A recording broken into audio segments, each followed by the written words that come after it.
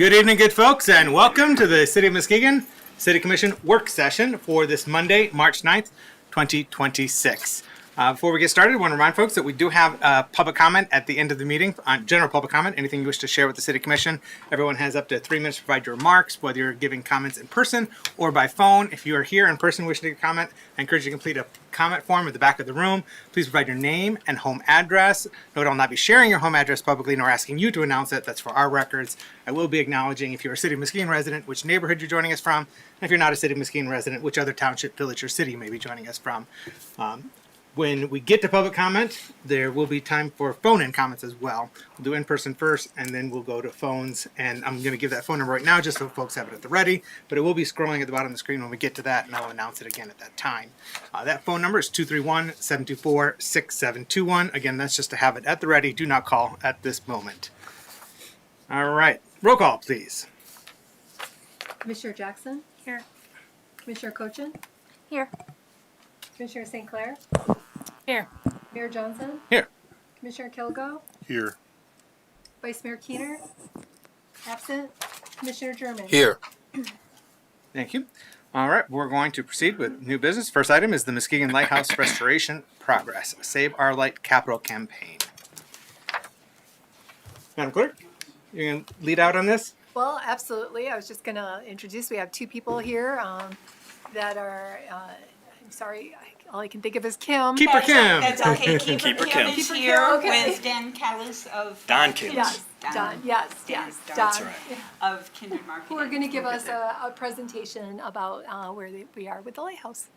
Good evening. If you'd both kindly introduce yourselves and, the organizations that you represent, and we'll get right into the presentation then. Kim Lang, Muskegon Lighthouses.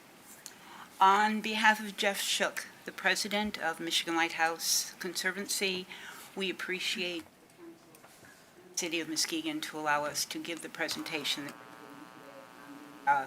restoration advancements and updates.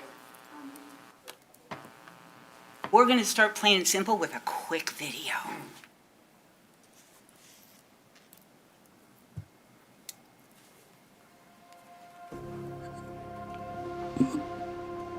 Built in 1930.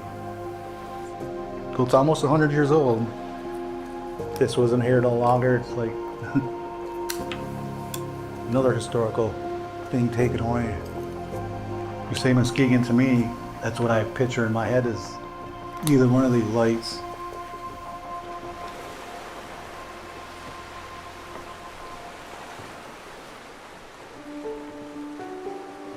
In the 1920s, the City of Muskegon realized how important our port city was to help ships come in safely. So the breakwater light was built and put into service in 1931 and has been a beacon and icon of the city ever since. The lighthouse has not had a major renovation since it was established. So it has been sitting out here in the weather 12 months out of the year, and as a steel structure, it has deteriorated. South Breakwater Lighthouse suffers the most in the winter with the ice and the waves. The whole lighthouse gets just covered in thick ice. All that water gets in there and then freezes and then just starts to break the lighthouse apart. We've got to do this restoration and we've got to do it now. A few years ago, when I was serving as a state representative, I had an opportunity to get funds into the state budget to help restore the lighthouse. The initial estimates were somewhere around $800,000, but it was pretty clear after we started to take a much closer look at what we were working with at the lighthouse that it was going to be much more than that. That's why we've decided to be a part of this effort, to try to find more funding to bring this lighthouse restoration project to fruition. So this community in the next year and a half needs to raise about another $800,000 to complete the deal. And then for the next generation or two, that lighthouse will be secure and able to continue to be a symbol of this community and enjoy that special relationship that we have with Lake Michigan. We're well on the way with half of the money secured for repairing the lighthouse.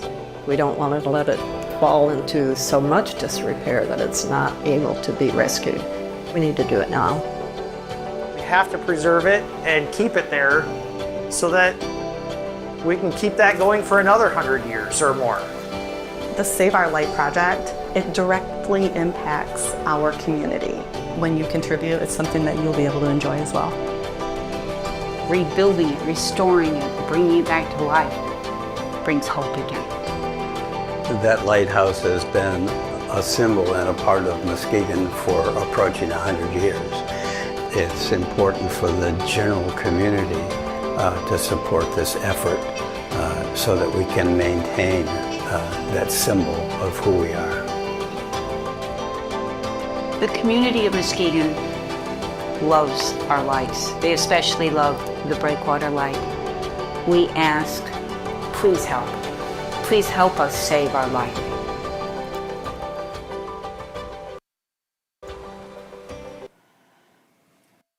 That gets me every time, and I've watched it 1,000 times. So that is our plea. I'm going to step back just a little bit and give a very, very short history lesson. Oh, Muskegon, God bless it all. Thousands of years ago, the receding glaciers left Muskegon Lake as a natural port with entry from the lake, the Great Lake of Lake Michigan, to Muskegon Lake. It's the deepest, largest port on the eastern side of Lake Michigan. It was inhabited by the Ottawa and Potawatomi Indian tribes up until the late 1600s, when the French trappers came up the channel and started a trading post. By the mid-1800s, lumber was queen in Muskegon, and it became a major port city. Ships subsequently needed a lighthouse to guide them in and out, so Muskegon's first lighthouse was built in 1851. Ships advanced from sail to motorization, and their sizes increased in capacity, but Muskegon Channel and the lighthouses kept pace, with a new lighthouse being built in 1870. Century ends, Muskegon's major industry changes from lumber to industrial. The world is growing. By the late 1920s, the entrance to the harbor needed more protection than just the simple protection the pier head light built in 1903 was giving it. So the arrowhead was built, the breakwater arrowhead. The light itself was built in 1929, but the pier wasn't finished. So it was temporarily lit and then lit permanently in 1931 when there was electric power electronically feeding the light and the source of power to the light. Breakwater light is one of a kind. There is no other lighthouse of its pattern in the United States. It's the pyramid style, and it very quickly during that time became an icon of the city. It guided countless numbers of ships and cargo in and out of the Port of Muskegon for nearly a century now. Its simplistic, basic design evoked pride in the community and a symbol of strength and forward movement that still welcomes maritime vessels into what has become our shoreline city. Today it stands brutally battered after nearly a century of nature's abuse. It's waiting to be rekindled, to rekindle the pride, the strength, and the forward movement that was once so celebrated by the community as a welcoming sign to the coming thousands of commercial ships, cruise ships, pleasure ships, and the general public who simply comes and enjoys it from the beach itself. Total restoration cost $1.6 million is needed to complete the project. The state granted $800,000 to get it started. The remainder needs to be collected from the community. Excuse me. The contractor, MIM Enterprises, was able to begin work based on that initial $800,000 on September 16th last year. And through October, they lead abated the lower exterior surface. They applied a zinc primer and applied an intermediate and a top coat layer of bright red. They secured gaps in the structure so that it would survive through the winter. During the winter, MIM Enterprise is working at the facility off-site for railing and other fabrication of structures in hopes of beginning again in the springtime. Eagle Group Manufacturing has completed a replication of the diaphone foghorn that will be placed at the top as it originally was. Won't be the horn, but it will be a replica of the horn itself. We are asking the community to help for donations for the remaining funding that we need of $800,000 to complete the project, so that this lighthouse can grace the shores of Lake Michigan for our community for generations to come. They hope to finish the project this fall. Thank you, Kim. I'll be brief. Proud city resident, Bluffton. I'm proud to say that. My business, Kindred Marketing, also is downtown here in Muskegon. So thanks for having us. You can check out the website. You saw the great video that we have that we played for you, but the website has a lot of information, saveourlight.org. I've also provided some printouts for you, some booklets you can look through, and it tells you everything from the history of the lighthouse through project plans, and even some updates and ways to give are also on the website, which of course can be through our community foundation. Otherwise, the other obvious means of check and other ways. But one thing I want to point out, that this is not just a paint job. This is not just, this is crumbling, like literally crumbling. They did, structural engineers assessed the damage before this thing even began, the restoration project began, and they determined that it was too brittle to move to shore. So they had to actually, it's so bad they have to repair it in place. So you'll see some ships out there this summer, and we're looking to, if we're successful in raising the money, we're looking to finish this thing up by the end of the fall and have a nice little celebration out there with all of you, of course, in attendance, right?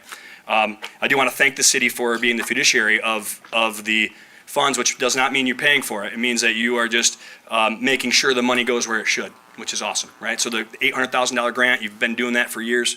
That's already been part of that, and now it's continuing through the end of the project. And a quick update on the money, 1.6 million is our goal. Total today raised via contributions and pledges are nearly 1.2 million. So we're in pretty good shape. We're going to do a big donor plaza to celebrate all the gifts and appreciate. And I just will leave you with this. Think of how weird or how odd it would look out there without having that lighthouse, and you'll have terrible pictures, right? I mean, every photo of Muskegon has that beautiful lighthouse. So thanks for your time. Appreciate your support. Thank you so much. Appreciate you, Mr. Kalis, and Ms. Lang, for taking on this initiative and all the work that you're doing in this regard. And I know this has been very much of a passion project for you, Ms. Lang. You've been very active in this for several years, and we appreciate your dedication and really appreciate Kindred Marketing stepping up and coming alongside these efforts so that we can get this job done, making great progress. Really appreciate it. Commissioners, do you have questions for our presenters this evening? No? All right. We did a great job. We answered everything. Thanks so much. Just to reiterate, folks, to learn more about this, go to saveourlight.org, where you can give securely online, or you can also go to muskegonfoundation.org and look for the Muskegon Lighthouse Fund so you can make contributions. Thank you again. Much appreciated. We're going to move on to item B, beach shuttle service recommendation. Deputy City Manager Mike Sell is going to report out on this one just to give us an update on what our plans are for the shuttle service for the summer of 2026. I try to balance my computer up here. So you're all familiar with the beach shuttle service that we provided last year. We had one route that circulated amongst the essentially beach parks that was called the Tan Line, and then we had a blue line that connected people from further into the city out to the beaches. The Tan Line, the park circulator was operated by MATS, and the blue line was operated by Pioneer Resources. We did have a follow-up meeting with them once the season was done, and recapped what we learned from the survey, and realized that Pioneer Resources, while they were happy to help us, it was really doesn't fall within their model, and so they asked to be relieved. Matt's was happy to step in, and so we do have a proposal that's in front of you tonight from Matt's to handle both of those routes, one bus for each of those routes. The proposal is outlined. There is a proposed change to the hours, just so that we can fit this in better with the staffing that Matt's expects to be able to provide us. So the end times essentially on Friday and Saturday are an hour earlier than they had been last year. The Sunday time, I believe, is quite similar to what we had last year. These are going to be considered seasonal fixed routes by MATS, and some of this is their terminology for how transit rules work. But they will be published routes, so they will be on their service map and on their website and those kinds of things. And people will be able to track those buses so they can see how far away the bus is from the stop where they are, how long they might have to wait. So I think that will be really useful because that was not true for both routes last year. The buses will be very similar to what we had last year, those kind of 16-passenger, ADA accessible buses. They do have bike racks on them, and there is some space for people to bring their beach gear if that's the method that they're or what they have planned for their day, is just a day at the beach. So there's some details in there about the different stops. I'm happy to answer some questions about those. We do plan to have a regular schedule. And then along with those fixed routes comes the ADA complimentary paratransit. That's essentially a service that allows qualifying people to be picked up closer than what the published stops are. And then that has to be planned in advance. Same rules as last year, no unaccompanied minors and no pets. Coolers, beach gear, and that kind of stuff is permitted. We do want people to be able to use these buses to be able to have their beach day. And then the proposal is that the city would fund the service and anybody using it would not be charged a fare. I know one of the things that I had been asked to look into is sponsorships, and I have not done that as of yet, but I can definitely look into that. So happy to answer questions and provide any more details, whether that's on how it went last year or what the proposal is. Excellent. Thank you so much for presenting and all your work on this service. I was very excited that we were able to launch this last year and take feedback and look at how we can improve it. And we're going to take that forward and continue to solicit feedback in terms of how it operates and continue to tweak it and improve it year after year. So I appreciate all that work. I do have some questions and other comments, but I'll hold this off and go to the commission. I see Commissioner German, and I'll go to Commissioner Kilgo. Commissioner German. Yeah, thank you, Mayor Johnson, and good evening. Good evening. Deputy Manager Mike Sell. Just kind of curious to the routes. I'm looking at Town Line Route 42. I know last year there was a pickup station at Smith Ryerson. I don't see that route here. And from the looks of it, and correct me if I'm wrong, a lot of these routes do not service, from what I see here, the east side of that Muskegon down there. And why is that? Well, that was one of the changes we made from last year. Smith Ryerson and Campbell Field were very, very, very rarely used. by people last year. So the proposal this year does not include those stops. Okay. Was there an area kind of close that would be somewhat acceptable, I guess, for residents in that area? I mean, because it looks like the closest route, I mean, the closest pickup location for anyone in that area would be probably, let me see, shooters. Downtown on Morris and the Herman Ivory Terminal, that's the bus Correct. station down there, right? That's correct. So they would have to pretty much cross the expressway to come down there, which is an inconvenience, not safe. Some people don't have transportation. And, you know, looking at this, because we try to serve and, you know, as many residents as possible when we talked about this. But, you know, I would like to see that area more included. Also, I looked at the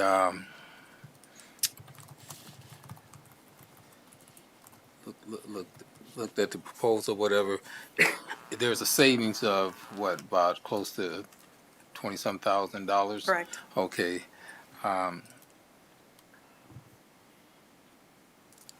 If money's the issue here, is that cost, or why are these areas are not being served? Just giving them the opportunity to be able to come if they choose to use that service. That's what I'm looking at. Everyone doesn't have the means or transportation to get out to the beach. Like I said, lack of transportation. That's why we talked about bike routes and things like that also in the city. So I think it would be in the interest of the city to at least try to accommodate some of the means for people that's less fortunate and don't have the means to get out there to the beach by looking at other bus stops or something close to the downtown within the inner part of the city. Sure, and we can do that. We can have some further conversations with MATS. The decision not to include those was based partly on the fact that we didn't have people using it from those stops, and partly to make the schedule efficient. We can certainly talk about adding those back in if a majority of you want us to do that. And can certainly talk about what effect that has on the schedule and where else we might need to change. Yeah. Okay, thank you. Sure. Thank you, Commissioner Sherman. Yeah. Commissioner Kilgo. Thank you.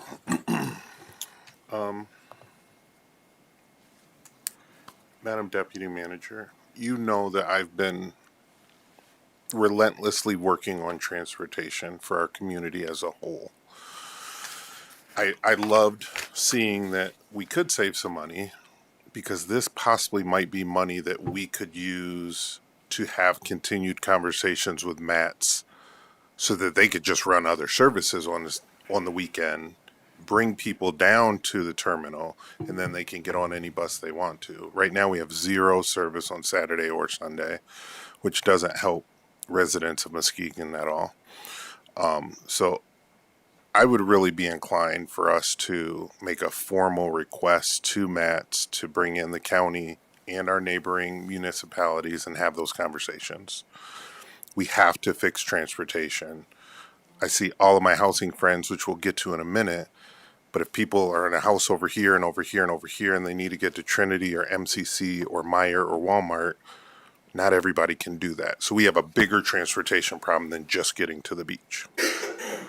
As far as the shuttle service, do we have, or can the commission be sent numbers? Were there any general numbers? Hey, the summer season of 25 was approximately such and such riders for specifically our shuttle service with Pioneer.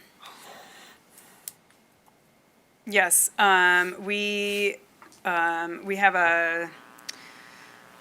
I'm trying to get to the link here, just a second.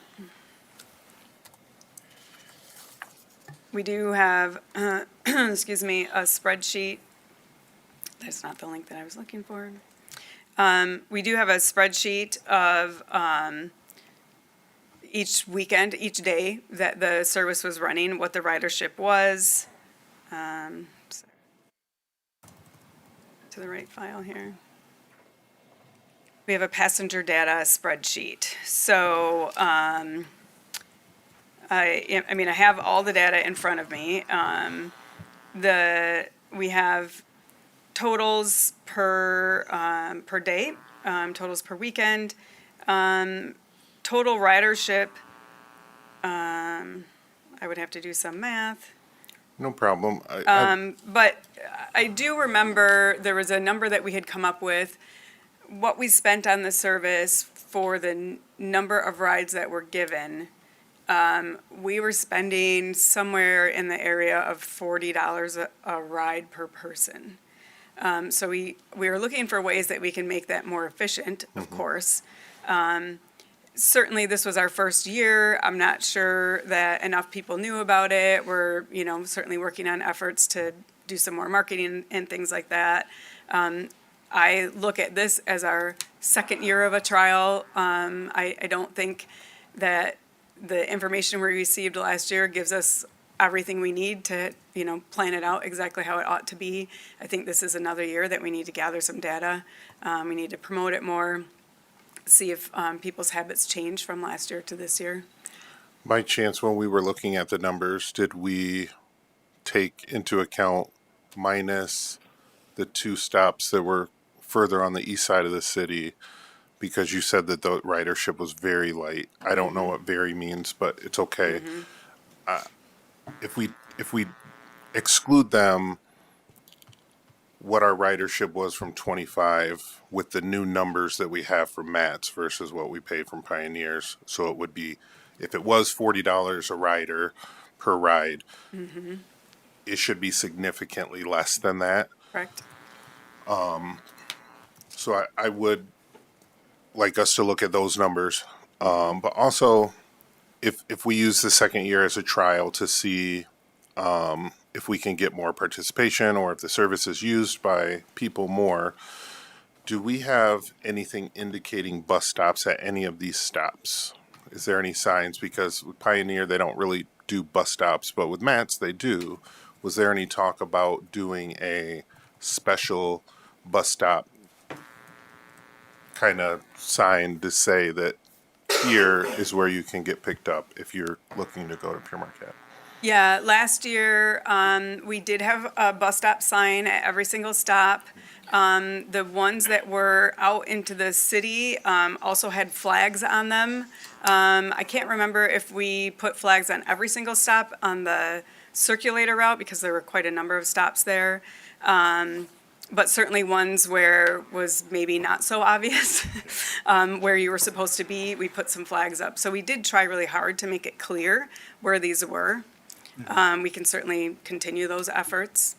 And just to chime in real quick with regard to the flags, the 2 sites that you've proposed not be included going forward, Campbell Field over on the west side and then Smith Ryerson on the east side, both those did have a flags last year, indicating where the pickups were happening.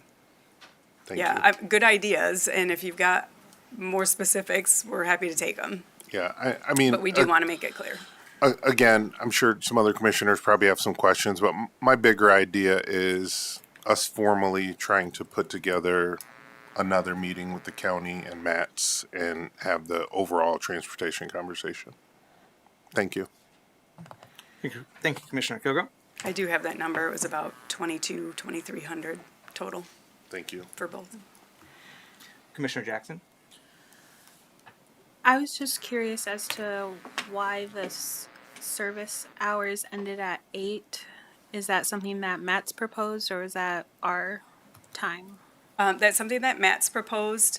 I think it allows them to get all of the work done in one shift and not have to have overtime. Okay.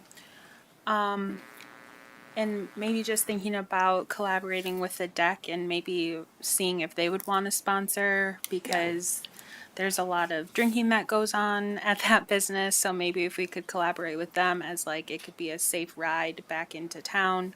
And it's hard to find parking down there. So if that's something that they want to utilize the shuttle service for, and then just overall better marketing this year, utilizing like 103.7 the beat if we want to get more of the, I hate using the term inner city, but the inner city stops if we want to continue to have at Smith Ryerson and at Campbell Field.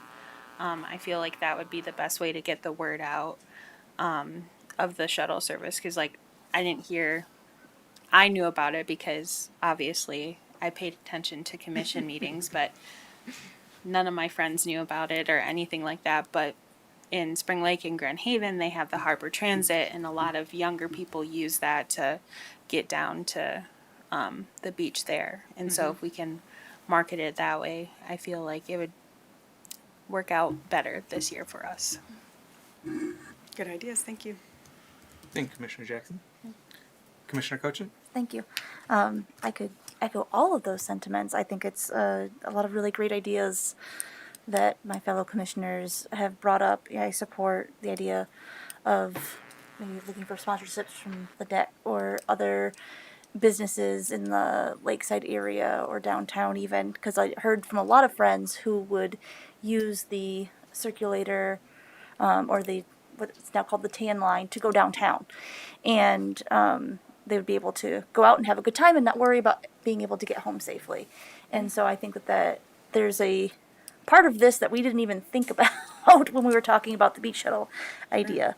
But when I was thinking about the beach shuttle, my thought process was in line with Commissioner German's, where this would be a connection from the other side of our city to the beach, because we don't have really good connectivity there. And as Commissioner Kilgo pointed out, and you've heard me talk about before too, we don't have service on the weekends, and that's really a unfortunate thing that really needs to get fixed. So I want to see that conversation happen as well, and however we can get there to do that, I'm willing to have those kinds of conversations. I did touch base with you earlier about some questions that some folks may have had when they read the packet. So when we were talking about the different types of stops, the current MATS bus that would be running the shuttle would be able to pick up a passenger in a wheelchair, and they would not need to schedule in advance. The paratransit would only be for if they want to be picked up right from their door. Correct. And then just to clarify on that, because the packet just says next day, the reason why they would need to call ahead is because the MATS bus station does not have people who are available on the weekends to take those phone calls. And so those calls would actually need to be made by Friday in order to schedule, correct? Well, that's what I recall from the conversation last year. I can double check with Matt's because this is their proposal. I didn't modify the wording, and it says in here next day basis. So I do feel like I should follow up with them and double check if it really is next day or if those have to be arranged by Friday. Yeah, we definitely would like that clarification. Yep, and I I will think do that. the last year was our pilot program, right? Like, so we needed to get more information out. I know we printed some really great brochures, and we had the flags, the Campbell Field stop and the Smith Ryerson stop. But I was still over the winter talking to people, and they're like, I don't know what you're talking about. What beach shuttle? And I just wanted to pull my hair out.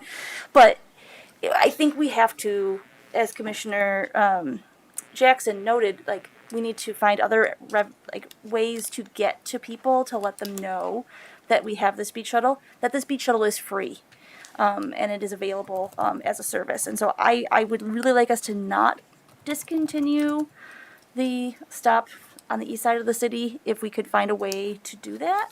And I don't know exactly what that would look like, but I really think that's an important thing to include. Thank you, Commissioner Cochin. Commissioner St. Clair. Thank you for all your hard work on this, both last year and this year. I know you've put a ton of effort into this, and it shows. I am excited about the idea of it being a single operator. I think that there was kind of a miracle performed last year to make this happen on a very small time scale with a lot of unknowns, and what happened last year made sense because that was what was available. I do think it was a little chaotic for people, and I do like the idea of it being a single MATS system. It's very easily identifiable as a bus. They have bus stops. This is what they do. I appreciate Pioneer being willing to give this a go last year, and they did a really good job. But I also appreciate them being willing to say, you know what, there's somebody else who is better at this, and we're just going to pull out. That sometimes simplifies things.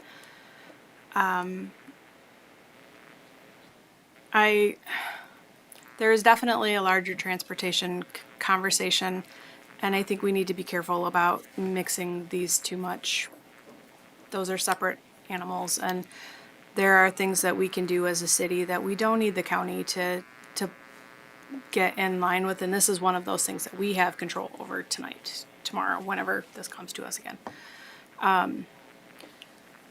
I agree with all of my fellow commissioners that I think it is too early to pull the stops on the east side out. That was one of the things that I was most excited about last year, and I know it didn't get utilized, and I think we need to continue to help people be aware that it's there, and I have every faith that we will do things differently this year to make sure that they do know.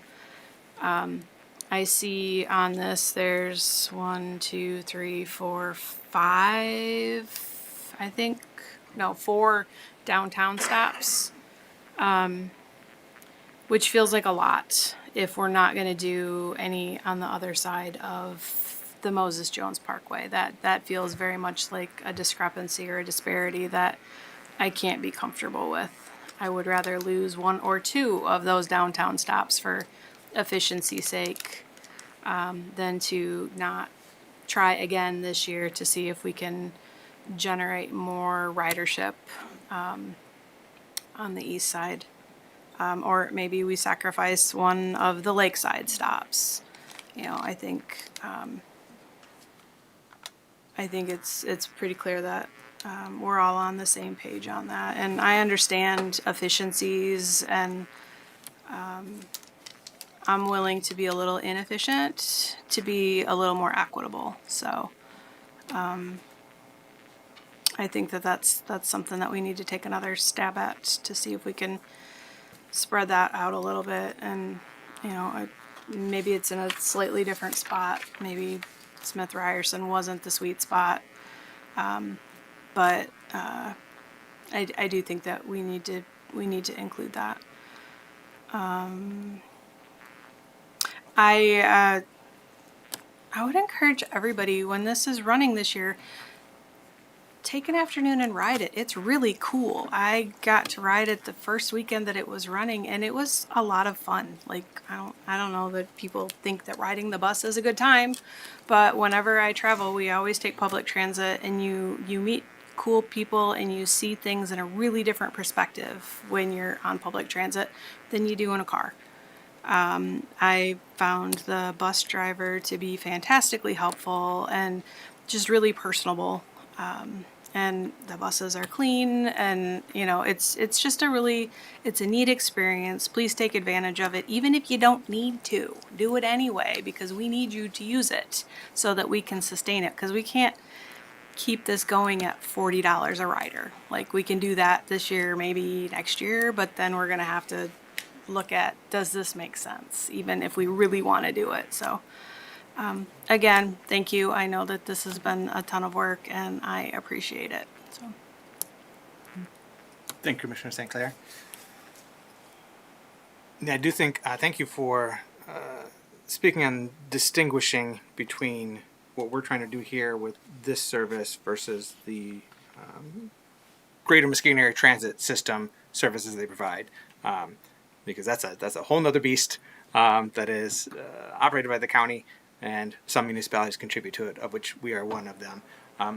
Just for clarification's sake, because we heard that MATS doesn't provide services on the weekend, Go-To is an option that is available that has more expansive transit hours and days that runs Monday through Friday, 5 a.m. to midnight. So greater hours than the fixed routes throughout that MATS operates. And then Saturday as well, 8 a.m. to 5 p.m. So there is no service whatsoever on Sunday, though, for either Go-To or the fixed route.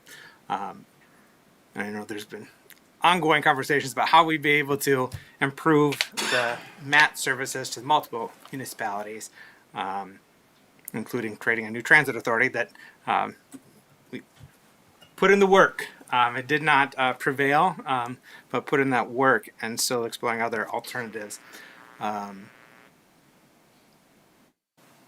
I very much support sponsorship opportunities, as you know, deputy manager, and see that as a way to change that number of what we're charging, defraying the costs, what we're paying. So anyone that was interested in understanding those numbers in terms of ridership and all that, deputy manager presented on that at our work session in February. So you can go back and watch that.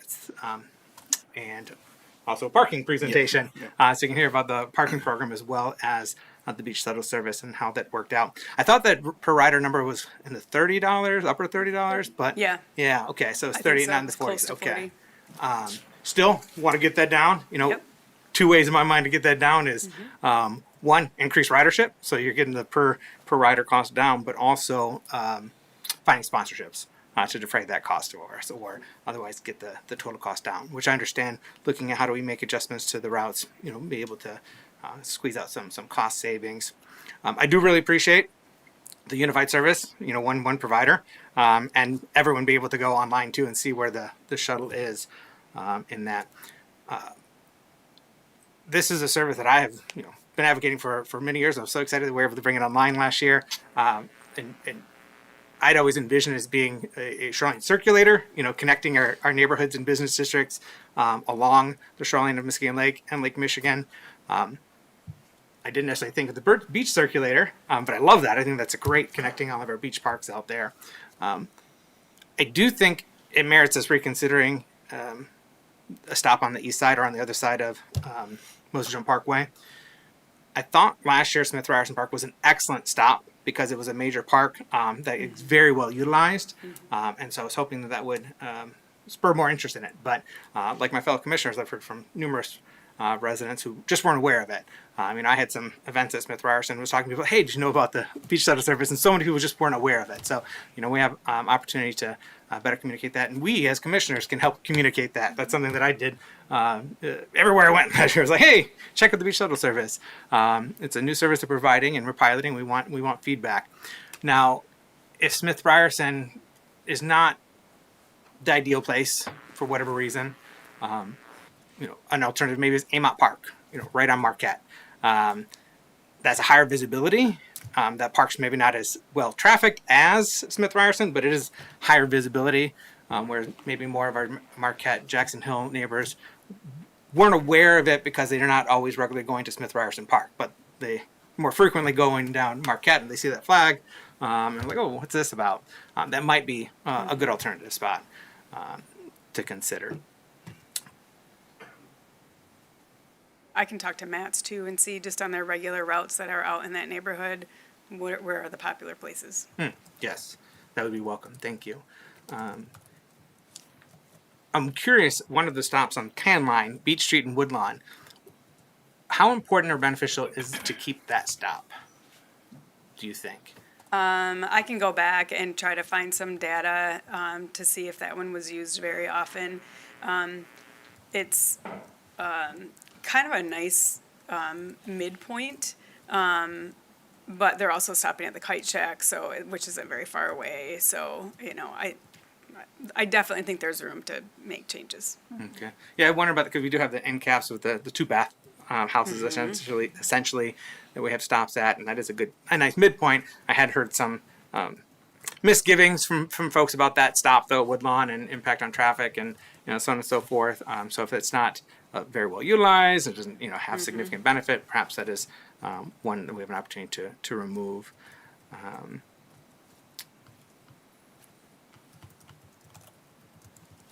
But otherwise, I do have a couple of questions, but they're not anything that I need to ask right now, and I can Okay. follow with you afterwards. You know how to reach me. Just out of curiosity on some elements, but no, I really appreciate your work on this. I'm excited that we're going to be able to continue this into a second year and continue to look at improvement and tweaking it. But I did see follow up from Commissioner Kilgo. Thank you. So I do understand that our overall transportation conversation is different than our seasonal transportation.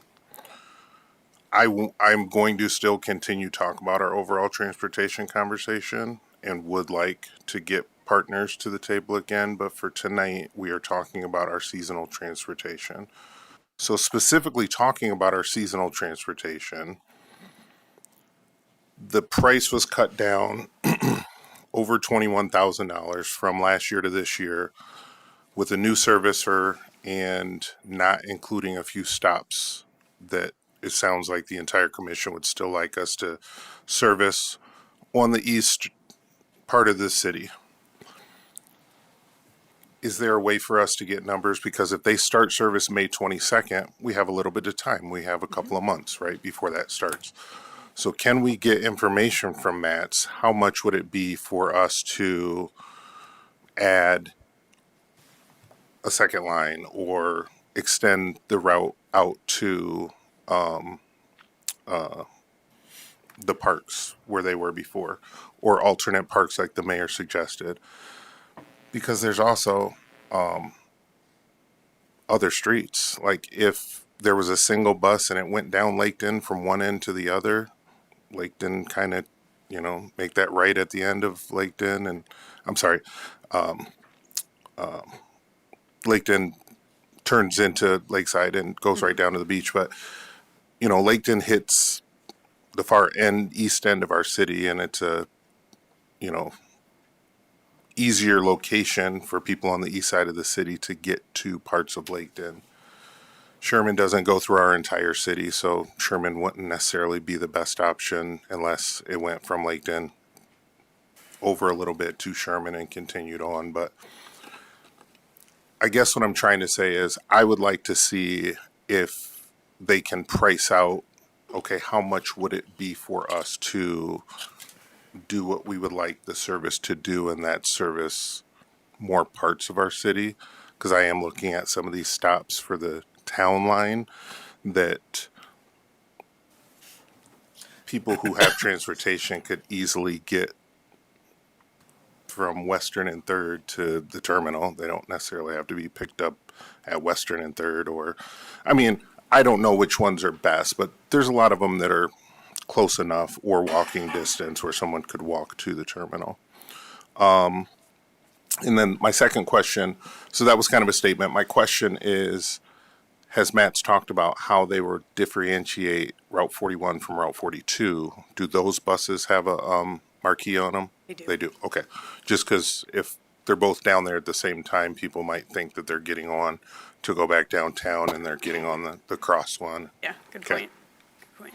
Yeah, I will definitely follow up with Matt's to see if there's a change in cost by adding the stops back to the Jackson Hole neighborhood. So I will definitely get that information and share that. I heard your idea to add in a route that goes down Laketon. I'm curious if the rest of you want me to ask Matt's about a cost for that.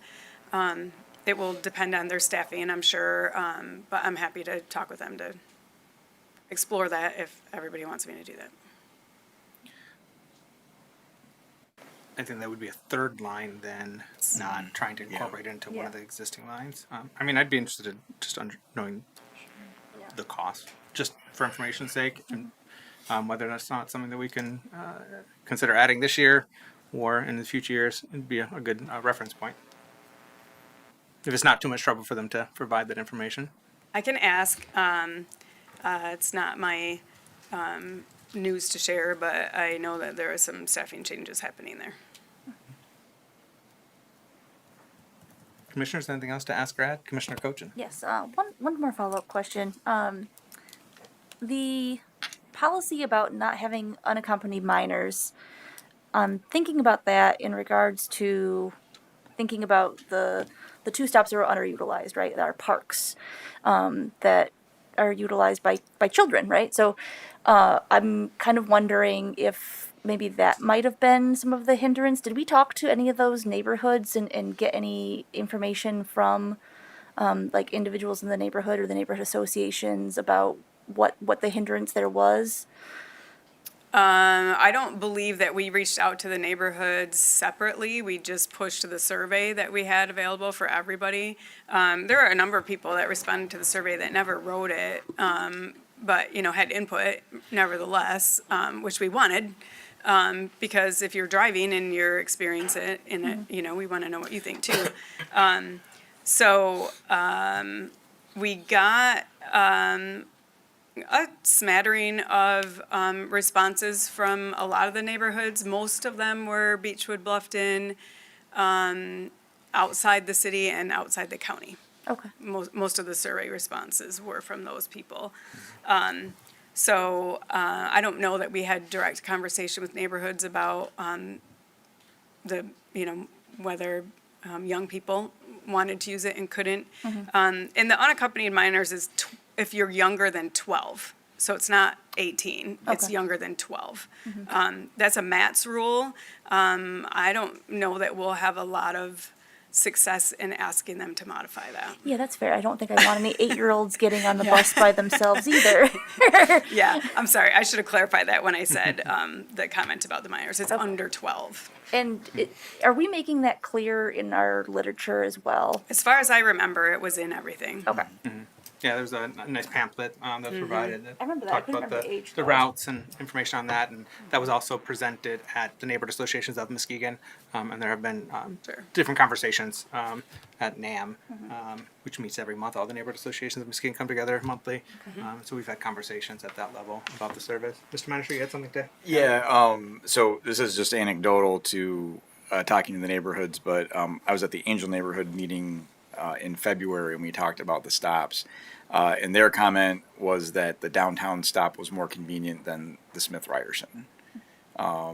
So one neighborhood, anecdotal, nothing, but we did have that conversation about it because that was one of my updates was the bus service. And so they volunteered that. And I also wanted to one of Commissioner Kilgo's questions about the bigger transportation conversation that's what we're talking about. I believe you've got a meeting coming up on that shortly. We sure do. So the conversation is starting again.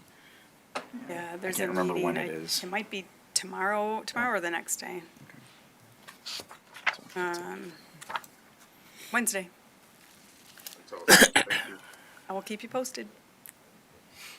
Thank you for being persistent on that, staying it up. I'm happy to.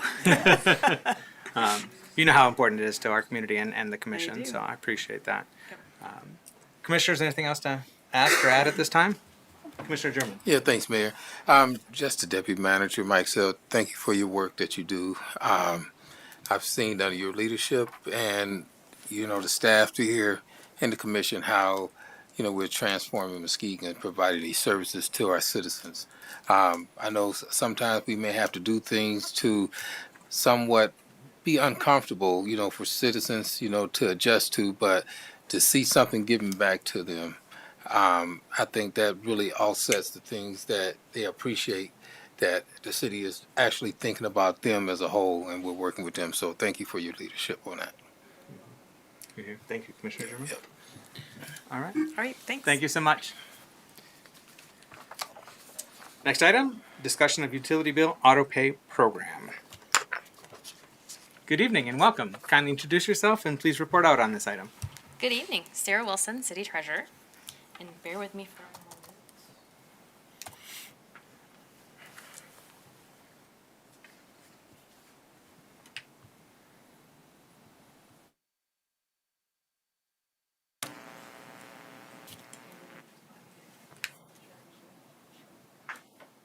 Here, there you go. All right, sorry about that. So,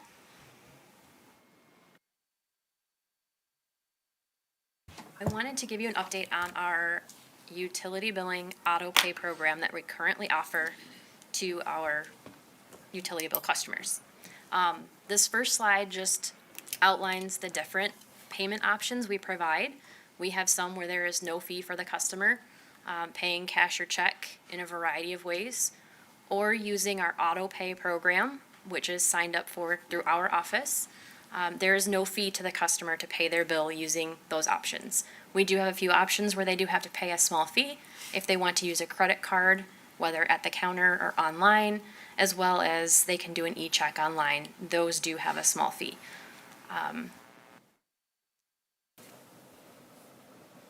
Currently, the auto pay program, which is what we're focusing on, the customer can fill out a form in our office with either a bank account or a debit or credit card.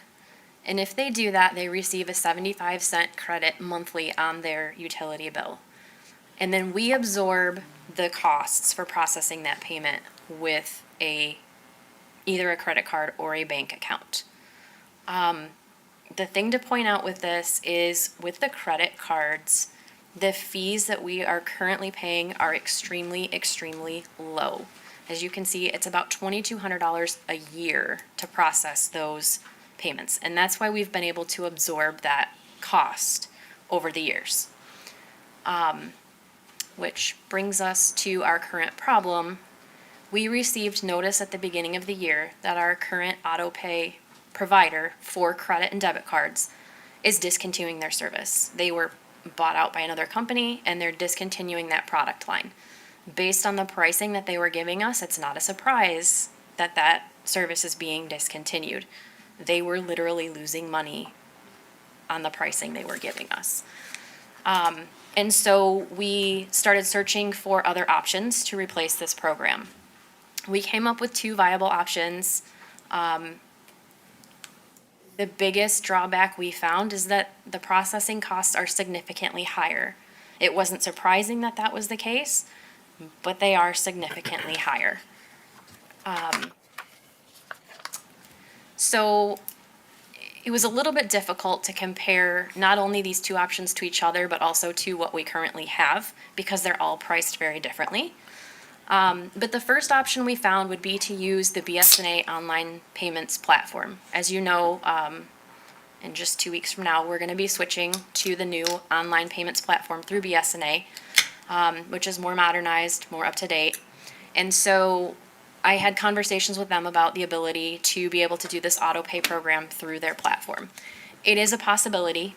They would offer us a flat percentage rate based on the transaction dollar amount. And so looking at the number of transactions we currently process as well as the dollar amount we currently process, it would be around $26,000. That's a very rough estimate.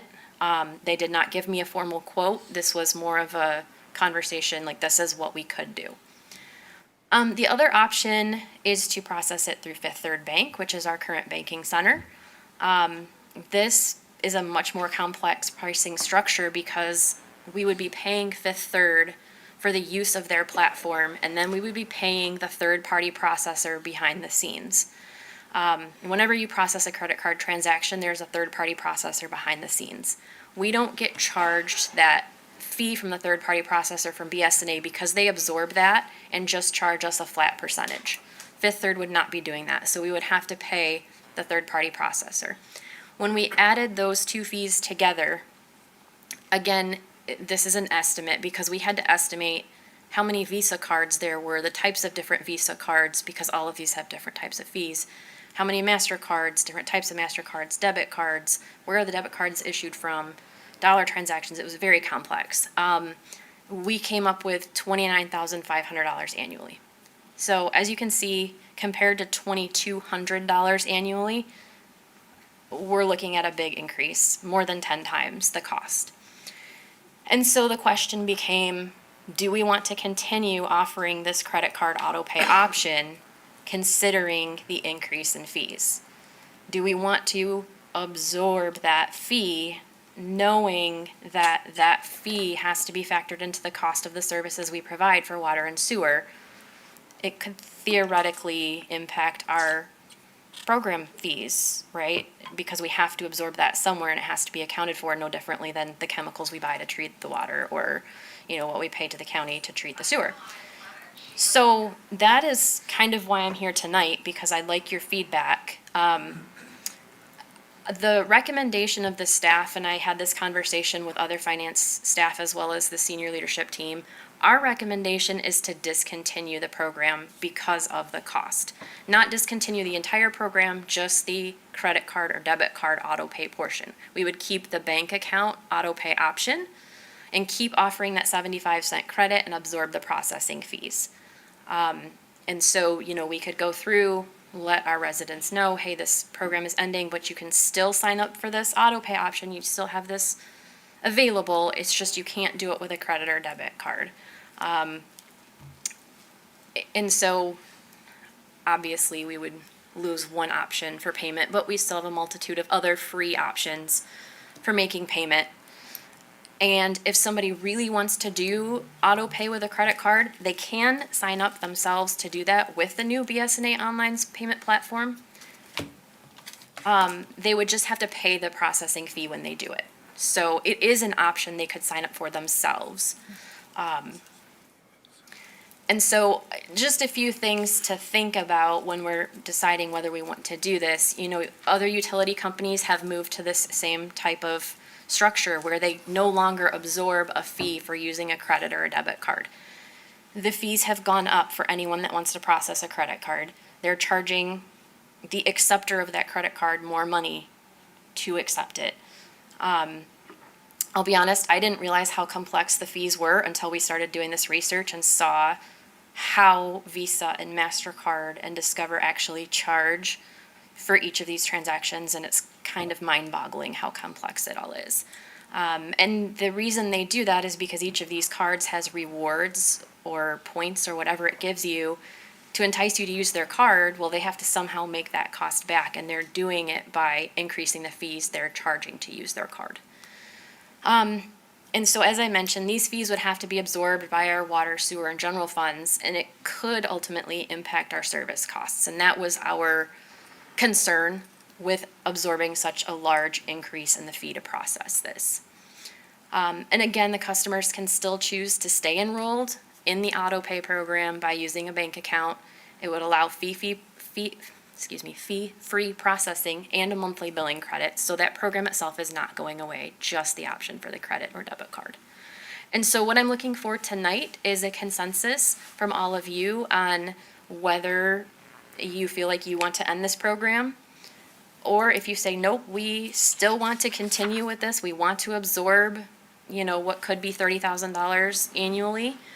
It can be done. I did have that conversation with our city attorney. It certainly can be done. But I'm looking for direction from all of you because unfortunately this processor is ending their service at the end of April. So whichever decision we make, we need to start making plans in our office to notify residents or get those contracts set up for another processor. Thank you, Treasurer Wilson. Appreciate you presenting this evening and exploring alternative options, considering that this our current payment processor is discontinuing this service. So I appreciate you presenting these options and the consideration you've given to it. And I believe that your recommendation, from my perspective, is reasonable. Commissioners? Commissioner St. Clair. Thank you. I agree. I think that if I'm understanding this correctly, none of the options will stop being available. It will just be the individual will have to set it up themselves, and they won't get the payment credit that we currently. And they will have to pay a processing fee, Yes. But yes, it is still available, just not in the format they're used to. So we would not be subsidizing it. It would cost them more, and they would miss the credit. But if that is the only way that they could proceed, they could still do that if for some reason they couldn't set it up through their bank account. Yes. Okay, yeah, that makes a lot of sense to me. It doesn't make sense to potentially risk increasing water or sewer fees to accommodate one way to pay the bill when there's a lot of other ways to do it. And the majority of people that are doing it because they earn rewards from their credit card. And so, while I understand that, we probably shouldn't subsidize that for our residents. Thank you. Thank you, Commissioner St. Clair. Commissioner Cochin. Yes, thank you. I really appreciate that explanation and the deep dive into what is going on behind the scenes with all of this, because I think a lot of people don't realize that. And, you know, I think it's really important for people to understand, you know, where some of those fees are going. I sadly agree with Commissioner St. Clair. I don't think it's something that we want to continue to subsidize. I think that as long as people are still able to pay by credit card or by debit card, because I know some utilities are not allowing you to do that any longer, I think that that's still a viable option, and I think I would agree to discontinue that auto pay service, especially if they can do it on their own and pay the fees if they would like to. I think that's okay. So I really appreciate the work you put into this, because I'm sure untangling all of that was difficult. It was, and it was a bit condensed in the time frame, knowing that we didn't get notice until the end of December and we had to have a decision made by the end of April. But I wanted to make sure that I presented you all with this information, because there will be questions, you know, and people are going to be asking you guys why. And so I wanted you all to be armed. Yes. The one question I did have was, if we have to notify residents, what would be the avenue we would take for that? Would it go with our monthly water bill? My thought at this time is probably to do a separate mailing specifically to those customers, with a letter explaining the situation and including a copy of the form to sign up for the bank account auto pay. Okay. I don't want to wait until the water bills go out, because in some instances, two of our districts have yet to go out this month, but one has already gone out this month, which means they wouldn't get that until next month and have less than a month to make that change. So I would prefer to have my staff get a mailing together. We'll get that out and get the notice out right away so that residents have time to adjust. And the conversations that I've already had with my deputy, our intent would be to do a mailing with a copy of the auto pay and then monitor that and see how many we're getting back, and possibly do a second mailing even saying, hey, we noticed we didn't get anything back. We just want to remind you that you can either sign up for this or you will have to find another method to pay your bill, just so that people aren't assuming they're on auto pay when it ends. But you know, we'll certainly be cognizant of this program ending and people not maybe getting that notice, and we'll monitor that and make sure that we're working with residents on that for sure. I appreciate that consideration, and I don't know, you know, if emails would be going out as well, but electronic communication, because sometimes you go, oh, that's the water bill. I'll just put it there and then open it later when it gets closer to time to pay it. And if they are enrolled in auto bill with an e-bill, we can do that, but we don't have everyone's email address. Not everyone wants to provide an email address. And so I think we might have to go both routes. But again, you know, we can certainly monitor that and take steps as we go along and see what we need to do. Thank you. Thank you, Commissioner Cochin. Commissioners, anything else to ask or add? Commissioner Kilgo. Yeah, I just want to say, Madam Treasurer, thank you for your work on this. I know it's tough. With that being said, screw these corporate overlords, because it really is a greed thing, and they don't have to charge. With AI, they can do a lot of things, and they don't have to charge people for these fees. But that's not a you problem. That's a bigger problem.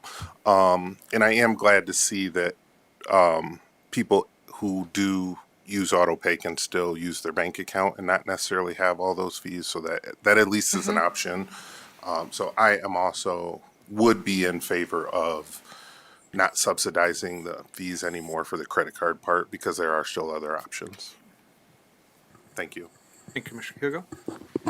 Commissioner Jackson and German, anything to ask or add? I'm just in agreement with the recommendations that you provided, and thank you for sharing that information, bringing that to light. Really appreciate it. Yeah, I also support your recommendation. Excellent. You have consensus. All right. Well, thank you all for your time. I appreciate it. Thank you.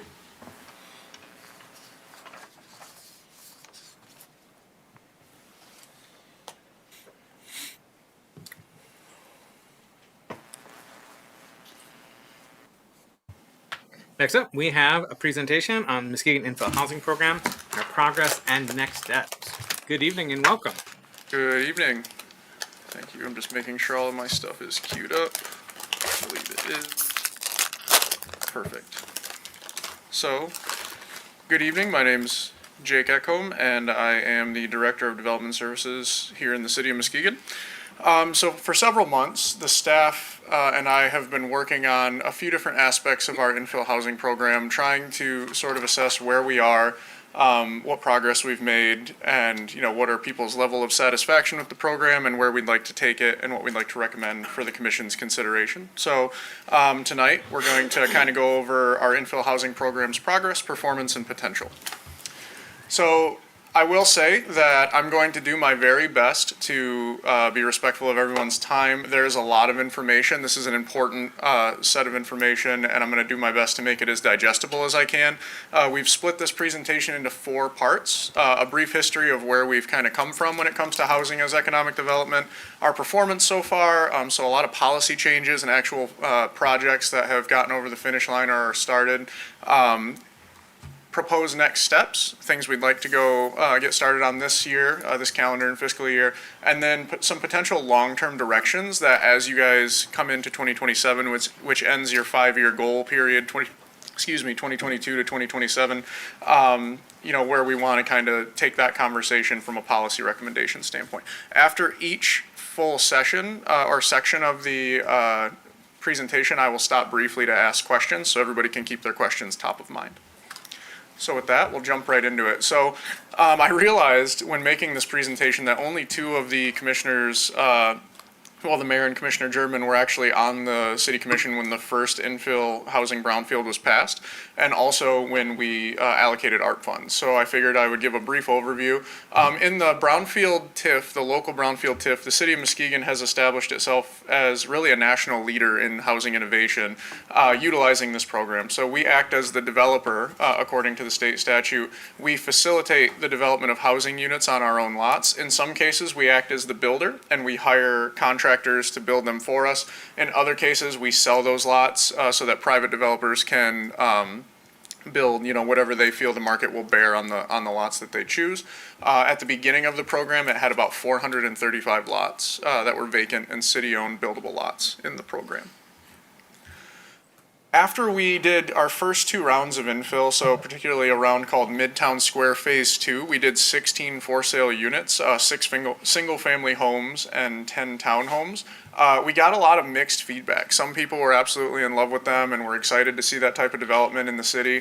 Other residents were kind of giving us some feedback like, hey, these weren't really price attainable for me. We'd like to see stuff built that more folks in the city can afford. And then even within the staff, internal conversations, some of the design criteria that we had utilized, there was some feedback from our frontline planning staff, like we could be more efficient with our land use. We could build things that could then be less expensive. So we did a lot of community feedback at that point, including an internal multifamily market study. And we realized we actually, at one point I think it was 8 different Muskegon area landlords to lunch and was just asking them hey, what are the impacts of COVID been on your rents? What are you seeing in the rental market? And across the board, they were all like, oh, we're all going up, by several $100s because we haven't been able to evict anybody in several years. We have all these deferred maintenance issues. And so we realized we probably had a problem. And so we did an RFP and conducted a 5-year housing needs assessment for 2023 to 2027. It came out in late 2022. And what it really did was it scared us. So we knew that we had an issue, but the study indicated we had the most drastic per capita housing gap in West Michigan that had been studied up to that point. So with that, if you have not seen this table, then you haven't come to one of my other presentations because I put it in every single one of them. So these are shocking numbers. For context, as it says, we had just under 15,000 housing units at the beginning of the study period citywide, and it showed a gap of 2,924 units at varying price points. This table indicates the difference between total needed rental units, which is at 1,611, and then total owner-occupied units at 1,313. The red ones are highlighted in red by the researcher to indicate the areas of most need by price point. So these were shocking numbers. We realized at that point, we were already housing focused, but we needed to make housing the primary drive of our economic development strategy. So, getting to that, in 2022, every department head, division head, and city management leadership met with the city commission at that time, and we developed these multifaceted 5-year goals that each had sub-goals and action items. So, bringing some of this data as we were going through that study process, we really worked to make sure that the city commission at that time understood the need, and as a result, a key focus area was diversifying our housing types, making more housing available at different price points for our residents and new citizens. And that led our staff to really focus on facilitating housing infill as our primary economic development strategy in the city of Muskegon. So that's kind of a really quick run through of several years of policy, but does anybody have any questions, any new commissioners up to this point, or anything you want more clarity on? Any questions up to this point, commissioners? Perfect, that's the easiest section, so if we can get through that, we can get through the rest of them. So performance so far, some things I want to touch on that the commission has helped us facilitate. In 2024, we implemented our third attempt at some zoning reforms to allow different types and scopes of development in the city limits. We did several community engagements related to just some ideas. We didn't even call them recommendations because they were very fluid and negotiable, and we took a lot of citizen feedback and we made several changes to them. Our housing needs assessment, what it did, it was our third attempt at passing any kind of zoning reform in neighborhoods, and it really helped us get the hard data from a neutral third party that told the problem we were trying to solve. And it was, hey, there is a serious gap. People will continue to get priced out because rent prices, sale prices are going to continue to inflate with a lack of inventory. And so we made various amendments to the zoning ordinance. The primary ones that really drove us to some of our successes we'll touch on tonight. We lowered the minimum square footage of a lot to 3,000 square feet in residential zones, the minimum lot width to 30 feet in every residential zone. We allowed duplexes as a use by right, triplexes in some cases as a use by right, accessory dwelling units, which are some people know as mother-in-law suites or smaller homes behind the primary home as a use by right.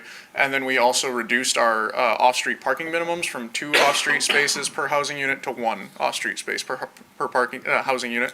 And so these pictures all illustrate new construction units that would not have been possible. And I do want to take this section to note that around 20 of our building partners are in the room tonight. We invited a lot of them, and I want to thank them for being here and being patient because we had some other city business to get through. Some of them may recognize some of their product throughout this presentation. So you have in the top left there, you have purpose-built duplexes, and their builder is here. These will also feature an accessory dwelling unit behind them. You have for sale product on the right-hand picture built on 30-foot lots. Those are all sold and occupied. And then on the bottom left, I really like this one. This one's sort of an unsung hero for me. It doesn't get a lot of attention, but I drive people by it all the time. Where we could have only gotten one house right here and only on one of the fronted streets. The other one, it didn't have the depth and you couldn't get a house at all and meet setbacks. You'd have to be really, really careful. You actually have 2 single-family homes on that. So where we could have only gotten 1, we got 2. In the case of those duplexes, where we only could have gotten 1, we got 3. And that's helped us address that housing shortage to the tune of, there's over 150 units that are additional based on that zoning reform that we would not have been able to program were it not for that late 2024 change. Additionally, we really wanted to understand, we know that we're following best practice for zoning. We have some of the most progressive zoning in Michigan. It's bearing fruit. We're building units. We wanted to understand, what do people think of these units? And so we focused on the owner-occupied product all throughout the city. And on your screen is the actual survey that we created with the help of our community engagement team to make it look way prettier than I ever could. And we actually went out in teams of 2 throughout the second half of summer, and we found of about 171 homes targeted for the survey, we got 56 respondents in person. They're all anonymized, all in person. We double anonymized them where we actually, as we coded the surveys, we shuffled them every time, so there's no way to tie any data set back to any individual survey.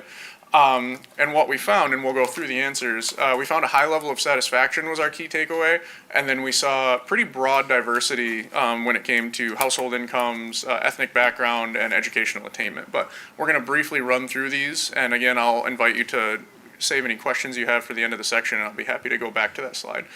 So this is broken up by age group. This one, as you might expect, well over half of all buyers were between 25 and 44, but we did see pretty broad diversity. I was really happy to see that almost 6% of our buyers in the survey were under the age of 25, which is extremely unusual in Michigan for first-time home buyers or home buyers generally.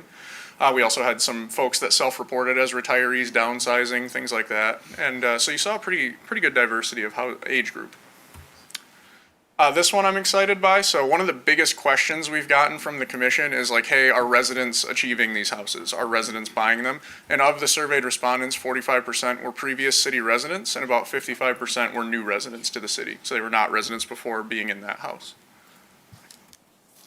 This one expands on that a little bit. So about 40% were non-county residents before that. So they were new to Muskegon County. And then about 60% of them were at least county residents. So they lived in another area of Muskegon County prior to buying the house. This one I'm also very excited by. So actually 1 in 5 buyers, high school or GED is their highest level of educational attainment.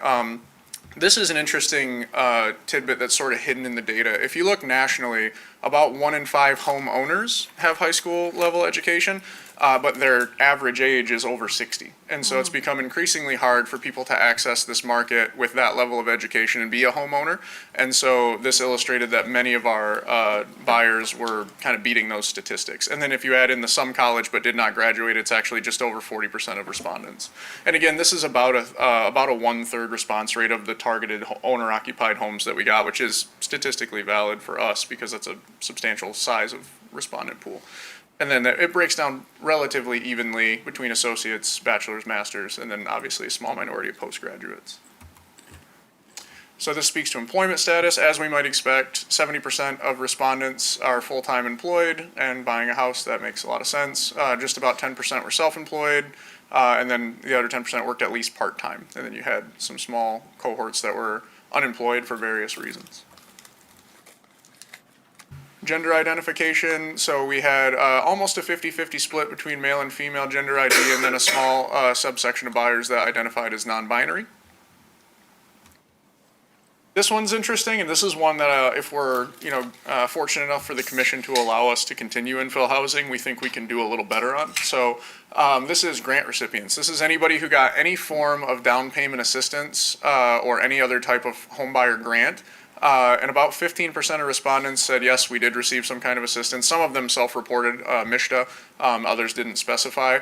83% didn't receive anything. For context, MSHDA on average distributes about 5,000 first-time homebuyer grants when they run that program in a given fiscal year. And that's spread throughout, obviously, hundreds of thousands of homebuyers in an average year in Michigan. So it is not well concentrated in any one part of the state. They try to keep that money moving around, but it is nice to see that we had that many, but we do think we could get more. This is a breakdown of household income. This is probably the messiest chart, so I apologize just because there's so many cognates. And it actually 7.5%, so about 1 in 12 were under 25,000 annually. And then we had a large cohort of people that were at or below the city's median income, which is about $46,000. So it's about 1 in 5 buyers. And then you go to 120% of the city's median income, and it goes up to just under 50%. And then just about 60% were at or below the county's median income, 100% of the county's median income. And then you can see it really tails off after that, that $65,000 to $75,000. You start to see it pretty evenly distributed amongst higher income levels.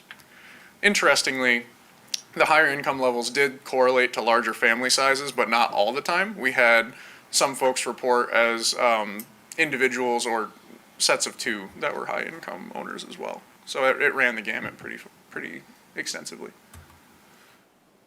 Household size, again, this is pretty indicative, and we have at least a couple realtors in the room, and they would probably concur with me that there's a lot of 1 and 2 person households out there that are in the marketplace, and we are trying to accommodate that with our infill housing program, building smaller products, not building only larger suburban style homes.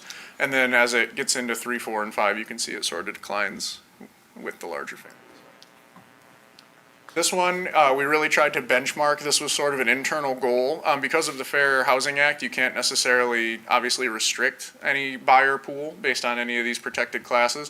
And we really wanted to try to be as representative as we could. So it was about 58-42 white versus non-white in our buyer pool. And then Black and African American folks, they almost identified point for point with the city's population. It's just under 33% based on the most recent data. The only group that notably underrepresented was Hispanic Latino.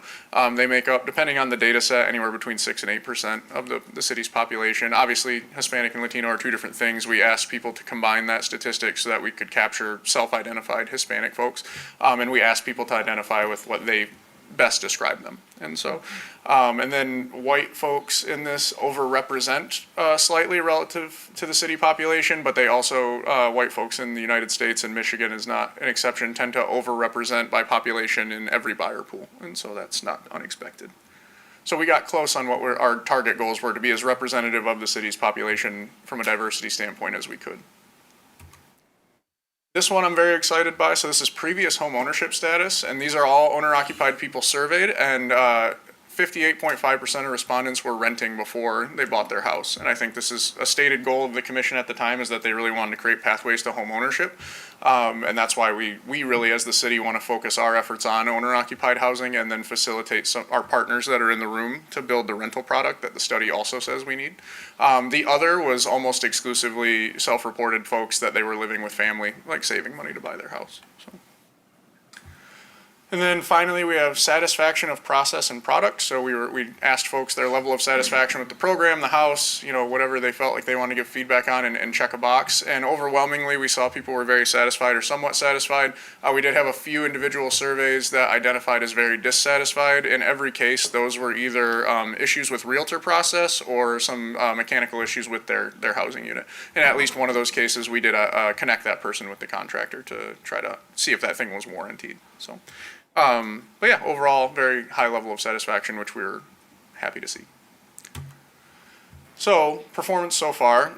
This kind of led us to wanting to go a step beyond just like resident reporting in these surveys, and we wanted to be able to show the entire community and the wider public how we could visually demonstrate our progress on housing. And so over time, you can see we've sort of matured in our ability to like market the lots and show people what we're doing. So the chart on the left is actually, we used to actually make PDFs that were color coded, print them off of GIS or email people PDFs and be like, here's the lots, and take a drive around and let us know what you like, and we'll see what we can do.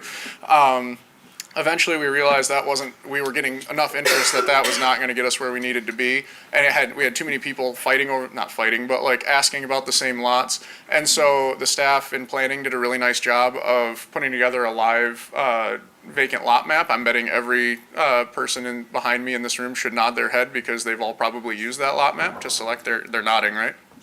Good, okay. Just want to make sure. But so yeah, this was great. It updated every evening, so as people put deposits on lots waiting to get in front of you for a purchase agreement, the lots would automatically depopulate from the map, and it gave the existing zoning, the dimensions, the true cash value. It was a navigable live document.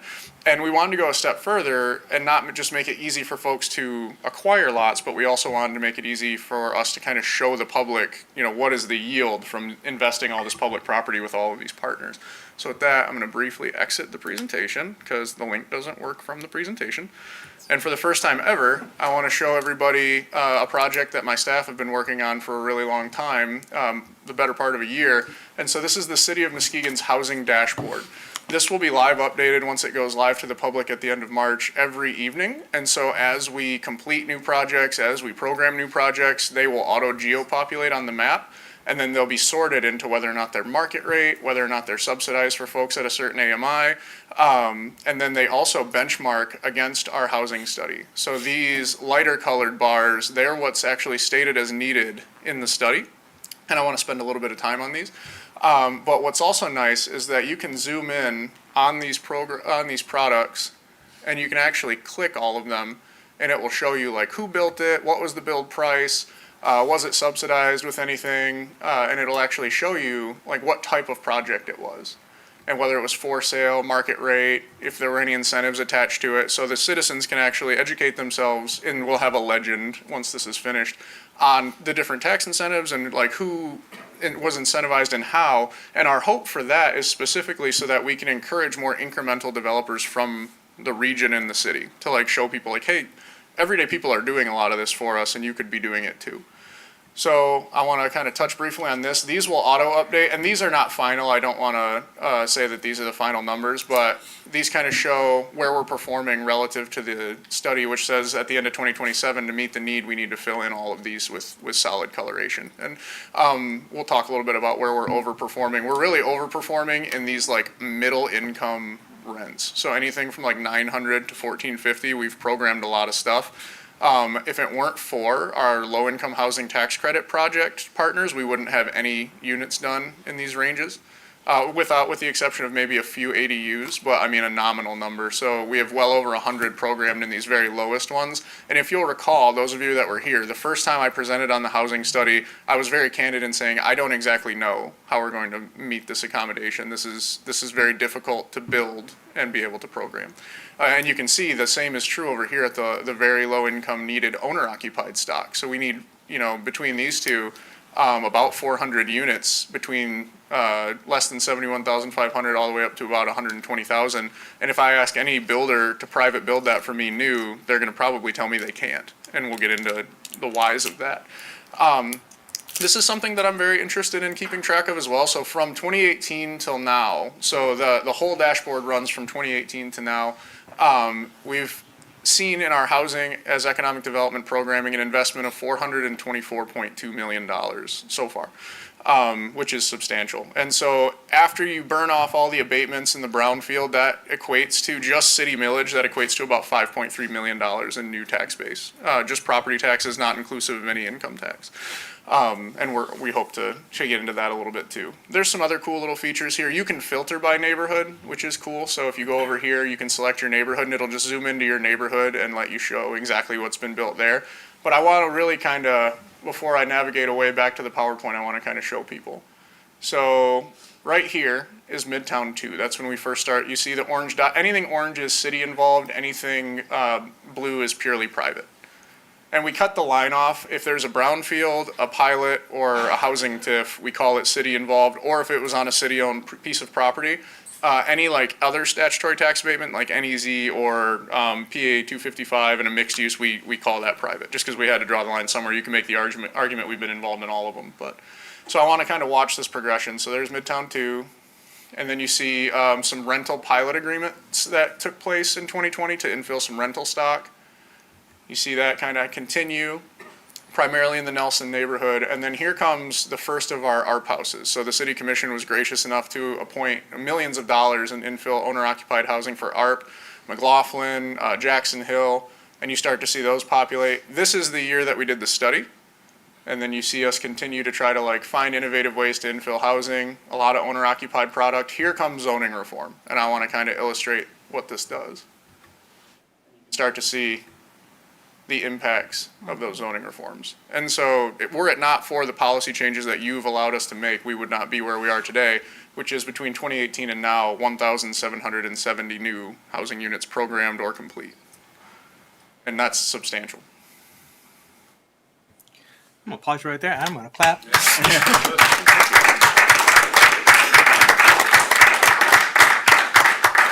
Thanks to you all.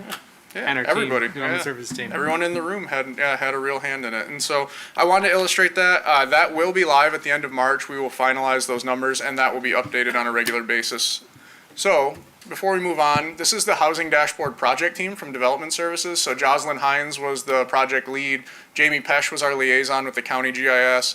But everybody up here, Sam Poulos, Isabella Gonzalez, Sarah Romine, and then Tom Van Bruggen with county GIS, that dashboard would not exist in any capacity without them. So I actually was going to ask for a round of applause for these people. So if you could run that back real quick.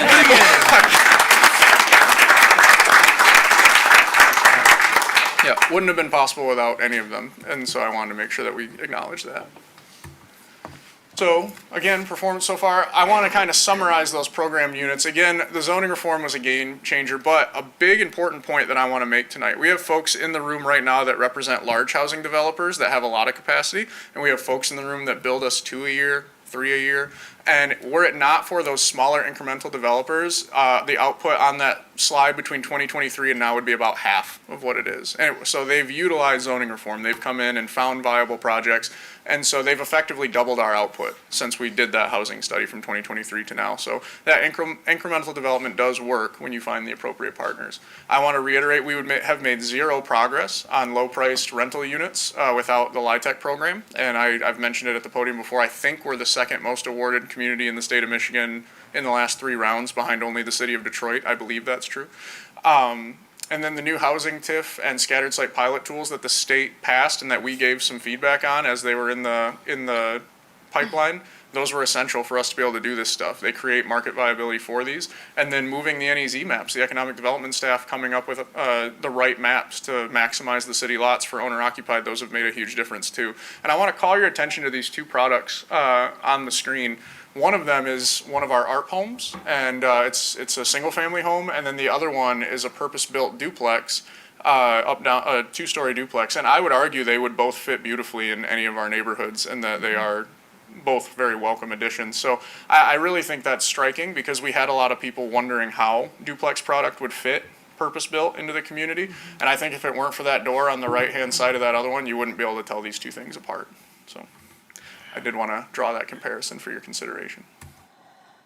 So again, we're since 2023, which is the beginning of the study period, and that's what we've kind of benchmarked ourselves at. We are at 1,290 of the 2,924 units programmed, under construction, or completed. That does not include the SAPI site or the docks development.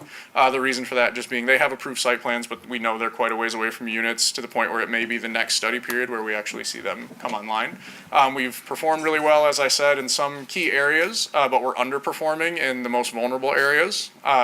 And just for specifics, since 2023, that's the breakdown. So we have 933 of 1,611 programmed rentals and 357 of 1,313 for sale products. And we need to focus on further for sale product. That's the biggest takeaway that we've noticed, is that people are building it for us. We have private builders building it. We haven't built anything since the end of the ART program, but we think that we need to get back in the game a little bit.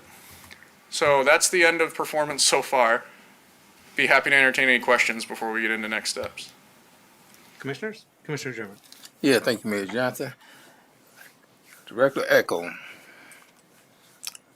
Gotta say, good job. Thank you. You know, this project has came a long ways from the very beginning, as you stressed that in the presentation. I think taking the risk first with the Midtown project that Mayor Johnson and I was fortunate enough to approve that. Some people thought we were crazy. Yeah, yes. There was some skepticism. And also, when I talked about the possibility of displacement, gentrification, those things were inevitable, I thought. I think taking a pragmatic approach and also doing it in increment kind of allowed us to fill things out as well. As me and you had disagreements on a lot of things, I think the thing that really added some structure to it was the study, that now we have data to see and look at something tangible to measure how we're moving along and growing the city of Muskegon. Also with, improving the downtown and developing that area, I thought it was essential that we also focus in the inner part of the city, which now we have somewhat of a balance, and we have a strong, robust downtown. So I can see the momentum to the developers who's coming in and helping us with these projects. Kudos to you all. I just think that now that we have this momentum, and my focus was always to, as I campaigned on economic development, to make sure that it's equitable. And you talked about that in your different price points and things like that, which was a hard sell for me till I started seeing the data and stuff like that. So it allowed me to support some things. So I'm just really excited about this, to see the outcome in a positive way that's going to give opportunity and fair, equitable opportunity to people that want to buy homes here people that live here are able to afford them, but also have a place to stay for renters also. Now, I do have that concern and I don't know if this was in that study, I can't remember not, how will we help out homelessness? I think that was in that study also. Was it in that study? Not that specific Not that study, specific but study, okay. we do have some brief content in here, and we actually are already preparing another presentation for a different work session that really takes a deep dive into options. Okay. But it is very much on our radar as Yeah. as the housing, as economic development conversation continues. Right. Okay. All right. Well, thank you. I appreciate it. Mhm. Thank you, Commissioner German. Commissioner Kilgo. Thank you. Good evening, Mr. Elcombe. Thank you so much. A ton of work to your whole team. I've been also, like Commissioner Germing, following from the start. So much so I have a statement I'd like to read, and then I do have a couple of questions for you. So as a city commissioner and as a real estate professional, I am incredibly proud of the work our city has done expanding housing opportunities. Programs like our infill housing initiatives, our zoning reforms, and tax incentive programs are making a real difference here in our community. These efforts have created a true win-win-win, providing residents with new construction housing and opportunities through programs like the NEZ, creating jobs and opportunities for builders and construction workers, strengthening our city by adding much-needed housing stock. Muskegon is showing what thoughtful housing policy can look like, and I'm excited about the progress we've made and that we're showing here in the state of Michigan, leading in the state of Michigan. I also want to encourage every contractor and developer here in the room to talk with your lender partners, talk with local nonprofits to invest in much needed home buyer education. While the city works closely with our county partners and our regional partners on economic development and things for job creation, we also have to do our part in the real estate industry to help people be prepared to purchase these homes here in our community. So this pin here on my lapel, that is the fair housing pin. So I'm a member of NAR, National Association of Realtors, and that's our fair housing pin. And looking at these numbers, which I got a chance to peek at last week with you, I'm super excited about the diversity of the numbers from age groups to racial makeup to just the way that our city already is, right? It wasn't, the needle wasn't falling too far one way or the other. I do, the two questions I had is, one, though, we need more, being boots on the ground, we need a few more options for lower priced new construction homes than what we currently have. And like our earlier infill program, the ones that the city did, those price point ones are more stock that we need. And I know that you know that, but I'm just kind of saying it out loud for the public. But then the second thing that I hear from some of the folks in this room and other folks in the industry that I talk to are, why are we holding lots if people aren't going to build on them? So I love our bigger partners, but I love our smaller partners even more. And sometimes a bigger partner has 50 lots reserved, but they can only really do 5 or 10 of them this year because they're working on something over here and over here. Do we have a strategy or a plan to make it more equitable for people that can do it right now so that we, our city, we can actually get the housing stock right now? That's my question for now. Sure. To address your first comments, Commissioner, I think you're really going to like the next slides that I've got, so that's exciting. And then to address your question, so we do have reverters in our purchase agreements, as I'm sure you know, because you guys review them and approve them.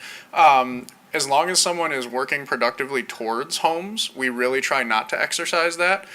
We do have a few folks that have just not been able to get over that finish line, and we've, despite our efforts with extensions and utility fee connection waivers, which we do for all residential, and we are at a point where we're going to have to start taking some lots back.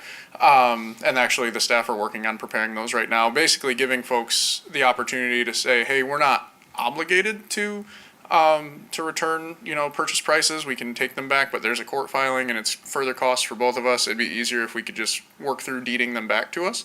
Or you need to, build houses now. And there's not very many of those folks. And then if there are larger format folks that have a larger number of lots. The policy currently states that if they're under an existing development agreement, then they are not subject to a reverter the same way that individual sales are. And because most of those development agreements predate the policy. And so we didn't want to claw back stuff on folks that have them sitting in a development agreement. In most cases, those actually haven't closed, so they haven't bought them, so that reverter doesn't apply anyway, but they have an active contract with us.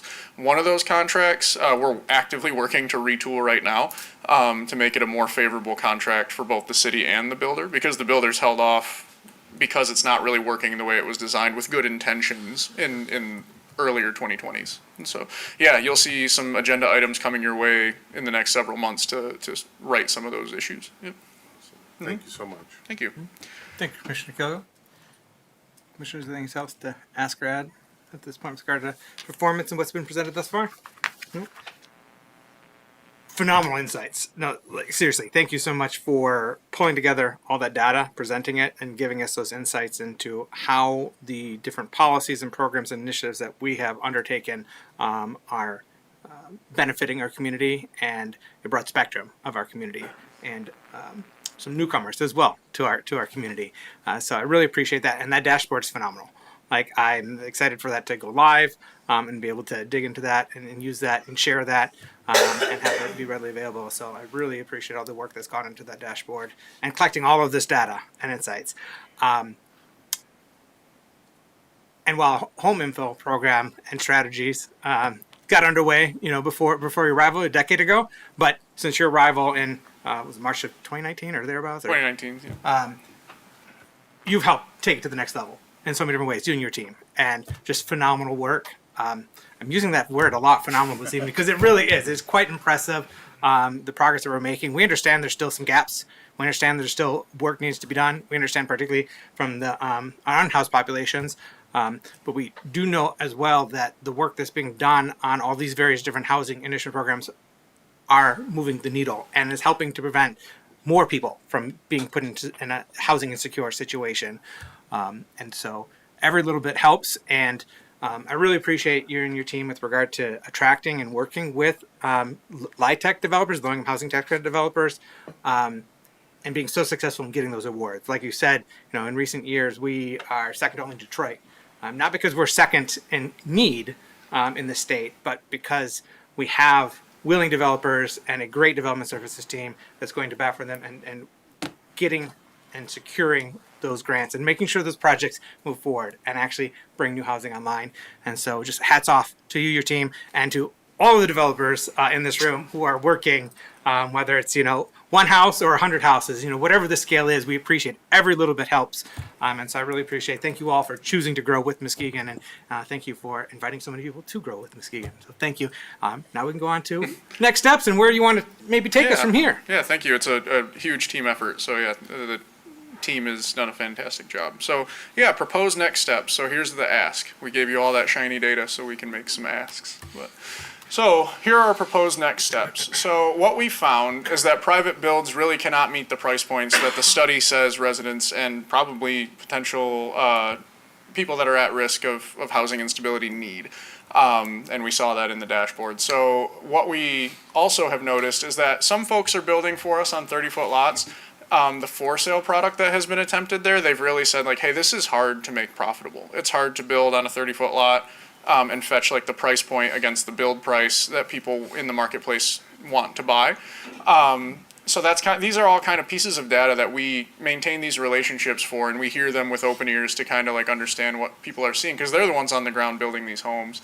We want to continue to invest in our brownfield and get all of those lots redeveloped to complete that brownfield plan, because that will lead to larger gains in the newly created housing fund, which is another policy change that the city commission allowed us to make, where we do now, we're the only city government budget that I've found that has an actual housing capital fund. There are housing revolving funds at county levels in lots of our neighbors, but this one is at least unique from what I can find. The data that we've been able to pull from pre-qualification, if you dig through all the people trying to sell you a mortgage and find this data, it shows large numbers of buyers in the region that need product at or below $200,000.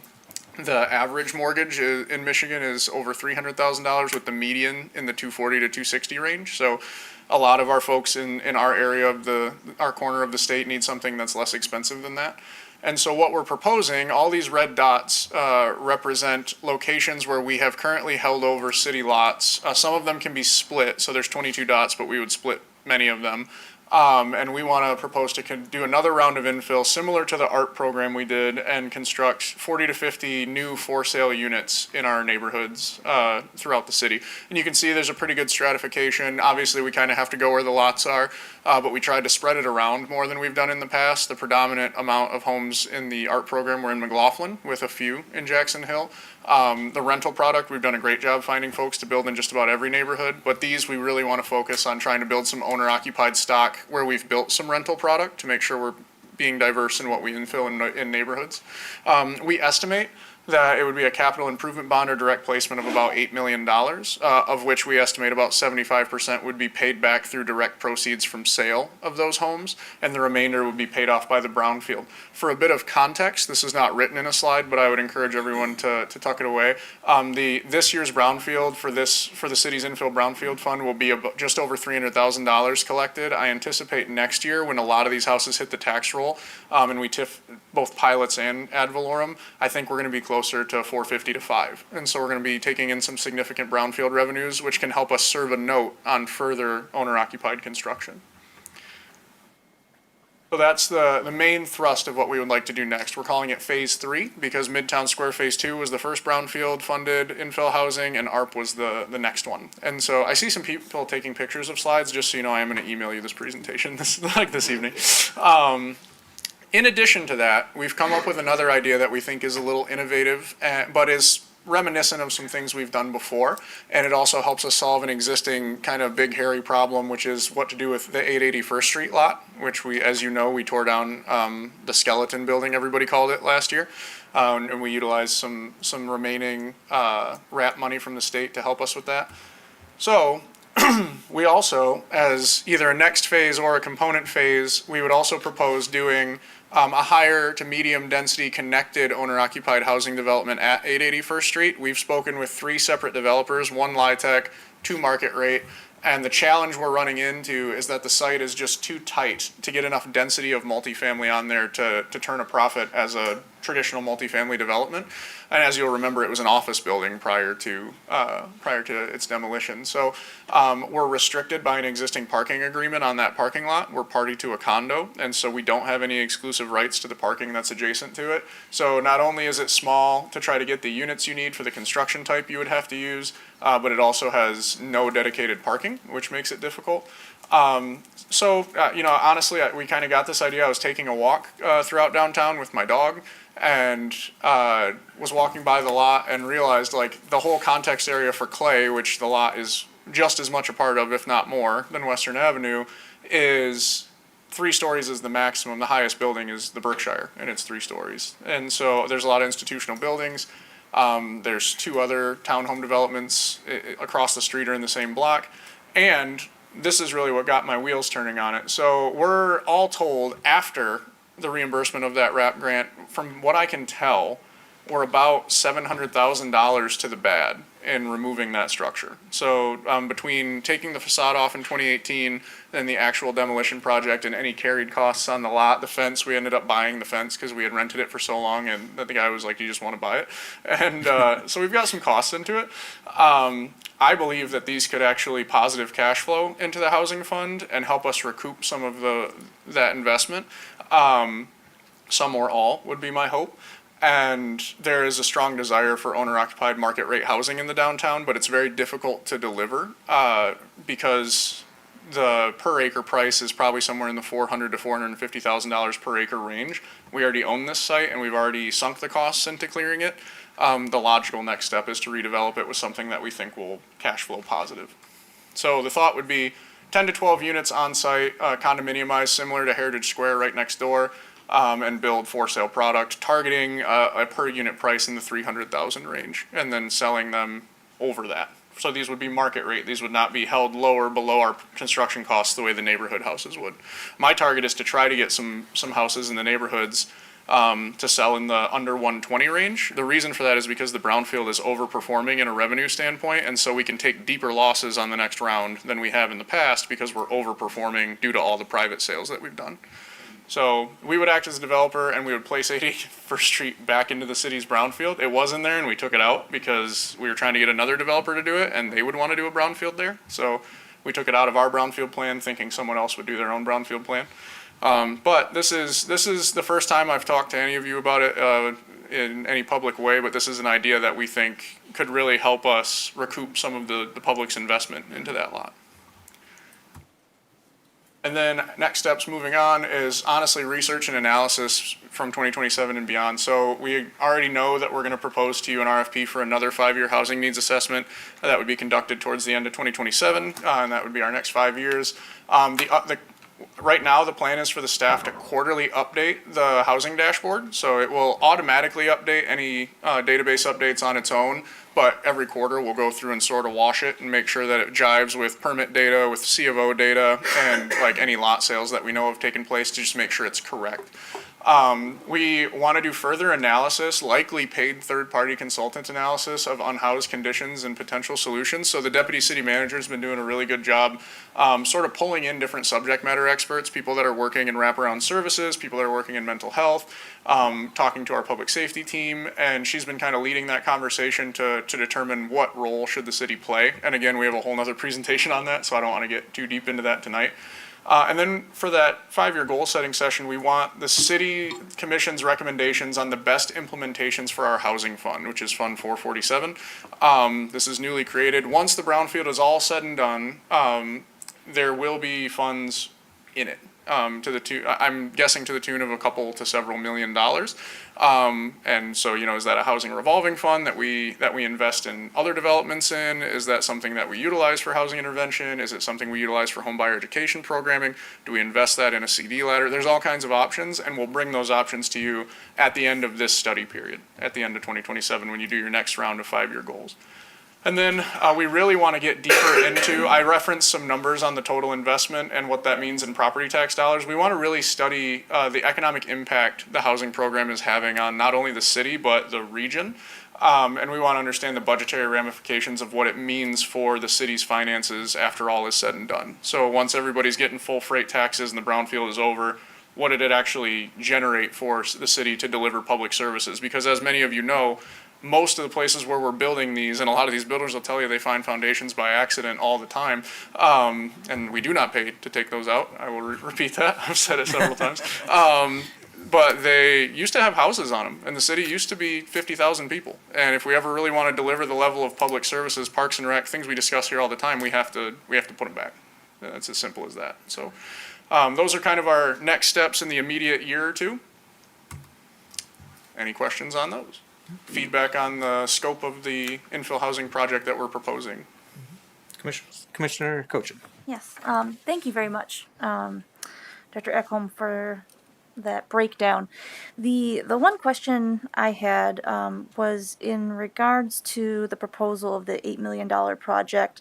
I saw that you said you were talking about 40 to 50 new for sale units that the city would be taking on as the contractor. Did I read that correctly? Developer. Yeah, so what we would do is we would design these homes with an architect, and instead of the way we've done it in the past where we have contractors propose what to build on a given lot, we will program the lots. The planning team has already selected the ones they'd like to see developed, and we will program the lots with a set of plans, and we will ask people for bids against that set of plans. So we'll say, okay, Commissioner Cochin wants to build on this same address as Commissioner Kilgo, and there will be an RFP to issue a bid on that particular housing unit that we have designed is the plan. Yeah. I see. Okay. So I didn't see dollar amounts on there.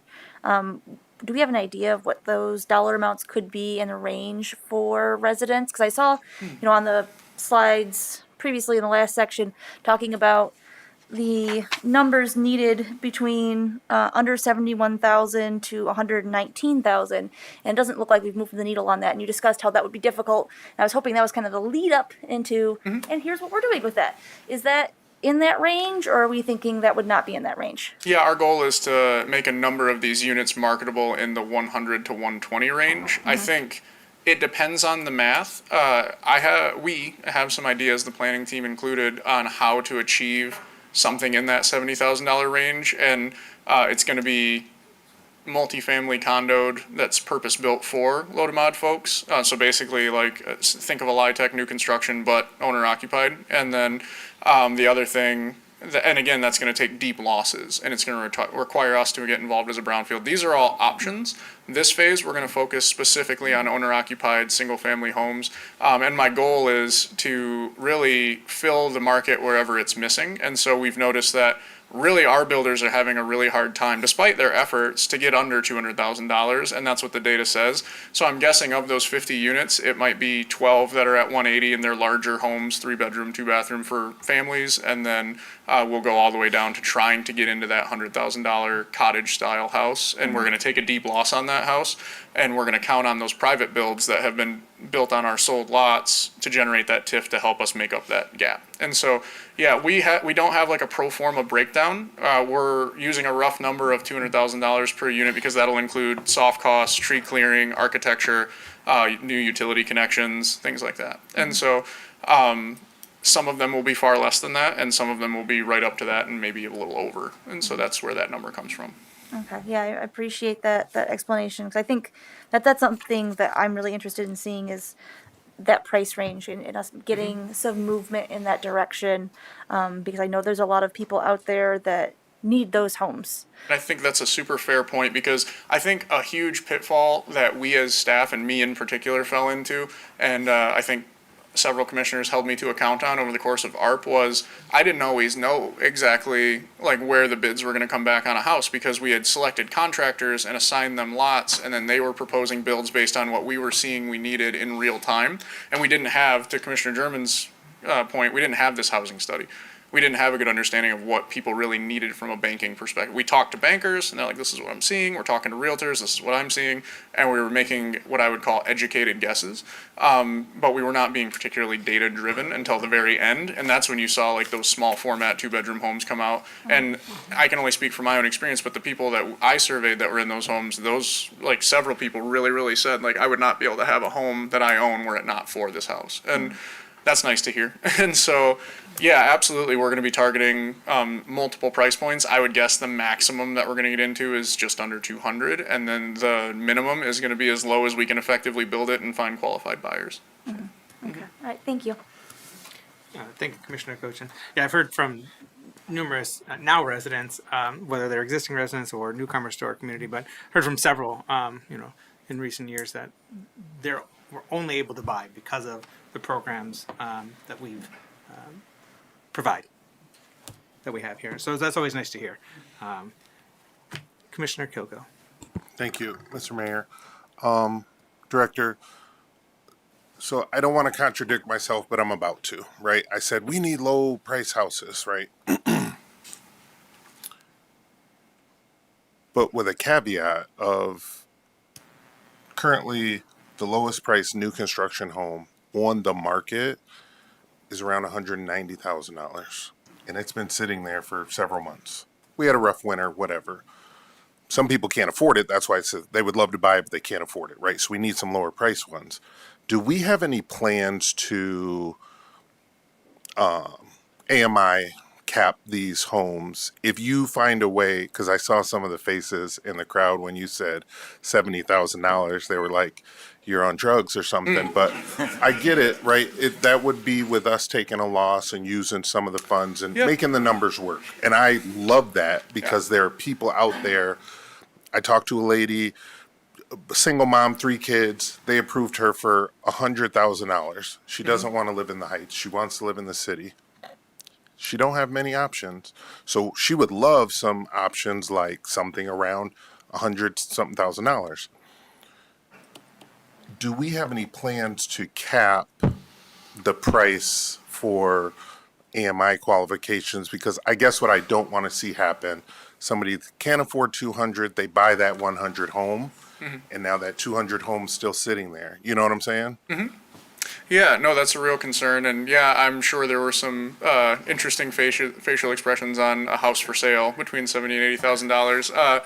So the idea is the cheaper we make the home, it costs what it costs to build. And so the more of a hit we take against construction and soft closing costs. And that's what the brownfield helps with, without getting too far down that rabbit hole, because we are taking a lot of time. But I want to highlight and thank, in particular, West Urban Properties. Brent Cox is here tonight, who's very outgoing, and I'm sure he loves me pointing him out.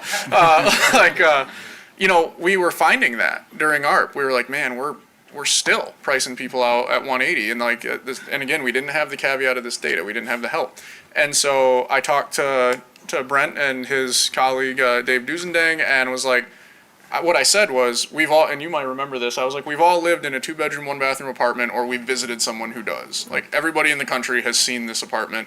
Build it for me on a slab, and Dave is a very talented designer, and they did it, and. We built those at the time, I want to say like 158 with no garage. 160. Yeah, yep, and we sold them for 129.9. And so that we can take deeper hits because the brownfield has done so well with all these other folks that are here tonight, purchasing our lots and infilling for sale product or for rent product on them that the TIF will still capture. And so that's going to take a lot of analysis, so I'm not going to overcommit to you and be like, yep, we're going to sell all of them for $75,000, because we have to do a lot of math to see how that bears out. The target is to make an impact in those lower two pieces of the bar chart that we really haven't made an impact in. Amen. Thank you, sir. Thank you, Commissioner Coco. Commissioner St. Clair? Thank you. I do not have any questions right now. I'm sure I will as we get farther down the road. I just want to shine a light on how creative and innovative what we're doing is. And I don't think many people understand the risks that this community has supported and the hard work that Director Ekholm's team and other teams as well have really put into this. But I have the opportunity to talk to other elected officials around the state fairly often. And every time they hear I'm from Muskegon, they're like, oh my gosh, you guys are killing it there with housing. How are you doing that? How did you get zoning through? How are you doing this with the brownfield? Like, what is your magic? And there's lots of magic happening, right? Like, it's not one simple thing, but I think it all comes back to big risks, big ideas, and the willingness to have a lot of conversations. We talked about the zoning reform that we passed, and it was not unanimous. It was a really contested thing that came around several times, and even the final vote was not unanimous. We had to do a second reading because it did not get full support. But I think it was important enough that your staff took the time to help the community understand why it was something that had to happen to get us where we needed to go. And by the time it finally came up for a final vote, there was no public outcry. We did not have people in the chambers with pitchforks, right? And that happens. Like, people come to see us, and they tell us all about ourselves all the time, and that is part of the job. But because so much work had been done to help the public understand the need, it just went through, and I don't want to minimize the amount of work that was put into that happening, but that when you ran through the slides and you showed the impact of zoning reform, I am so grateful for the continued persistence, because I remember when I was campaigning, I went to every meeting in the city, and I went to like 7 different zoning reform groups and all of the housing study feedback sessions that you did. And sometimes there were 3 people in there, and sometimes there were 30, and you got to get your people on board. And you do that by having conversations and helping them understand. And sometimes it's hard when people get in your face and they don't want to hear it. And I just appreciate the resiliency of our staff to keep having those hard conversations. I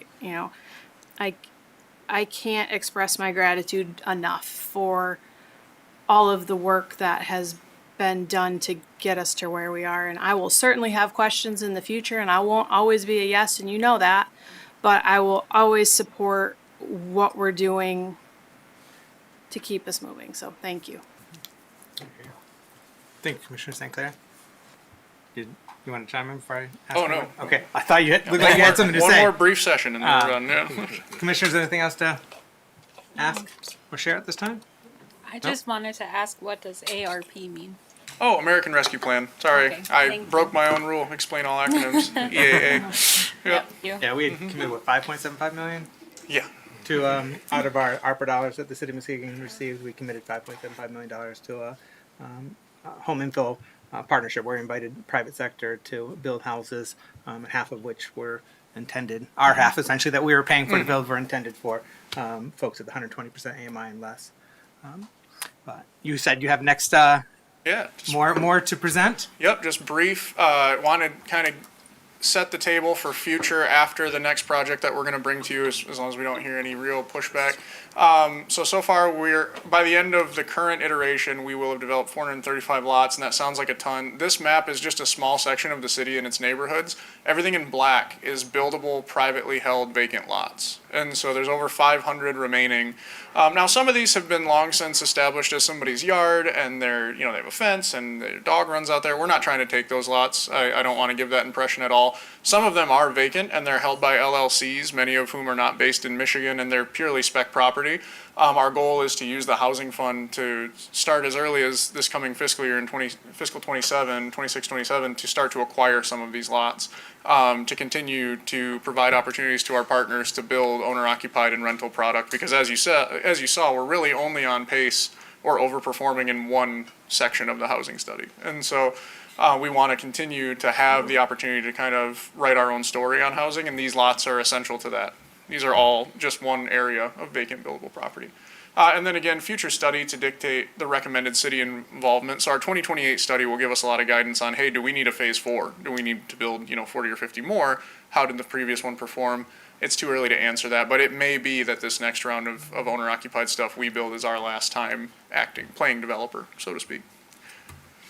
So another thing, and this speaks to housing intervention, and we'll go into more detail in the housing intervention presentation for the works session, is single room occupancy. And so this is another housing option that can really help us get to that rental stock under $536, which the study says I think we need 385 units of, and we've programmed about 84, which is great because I didn't think we were going to get that many at the beginning.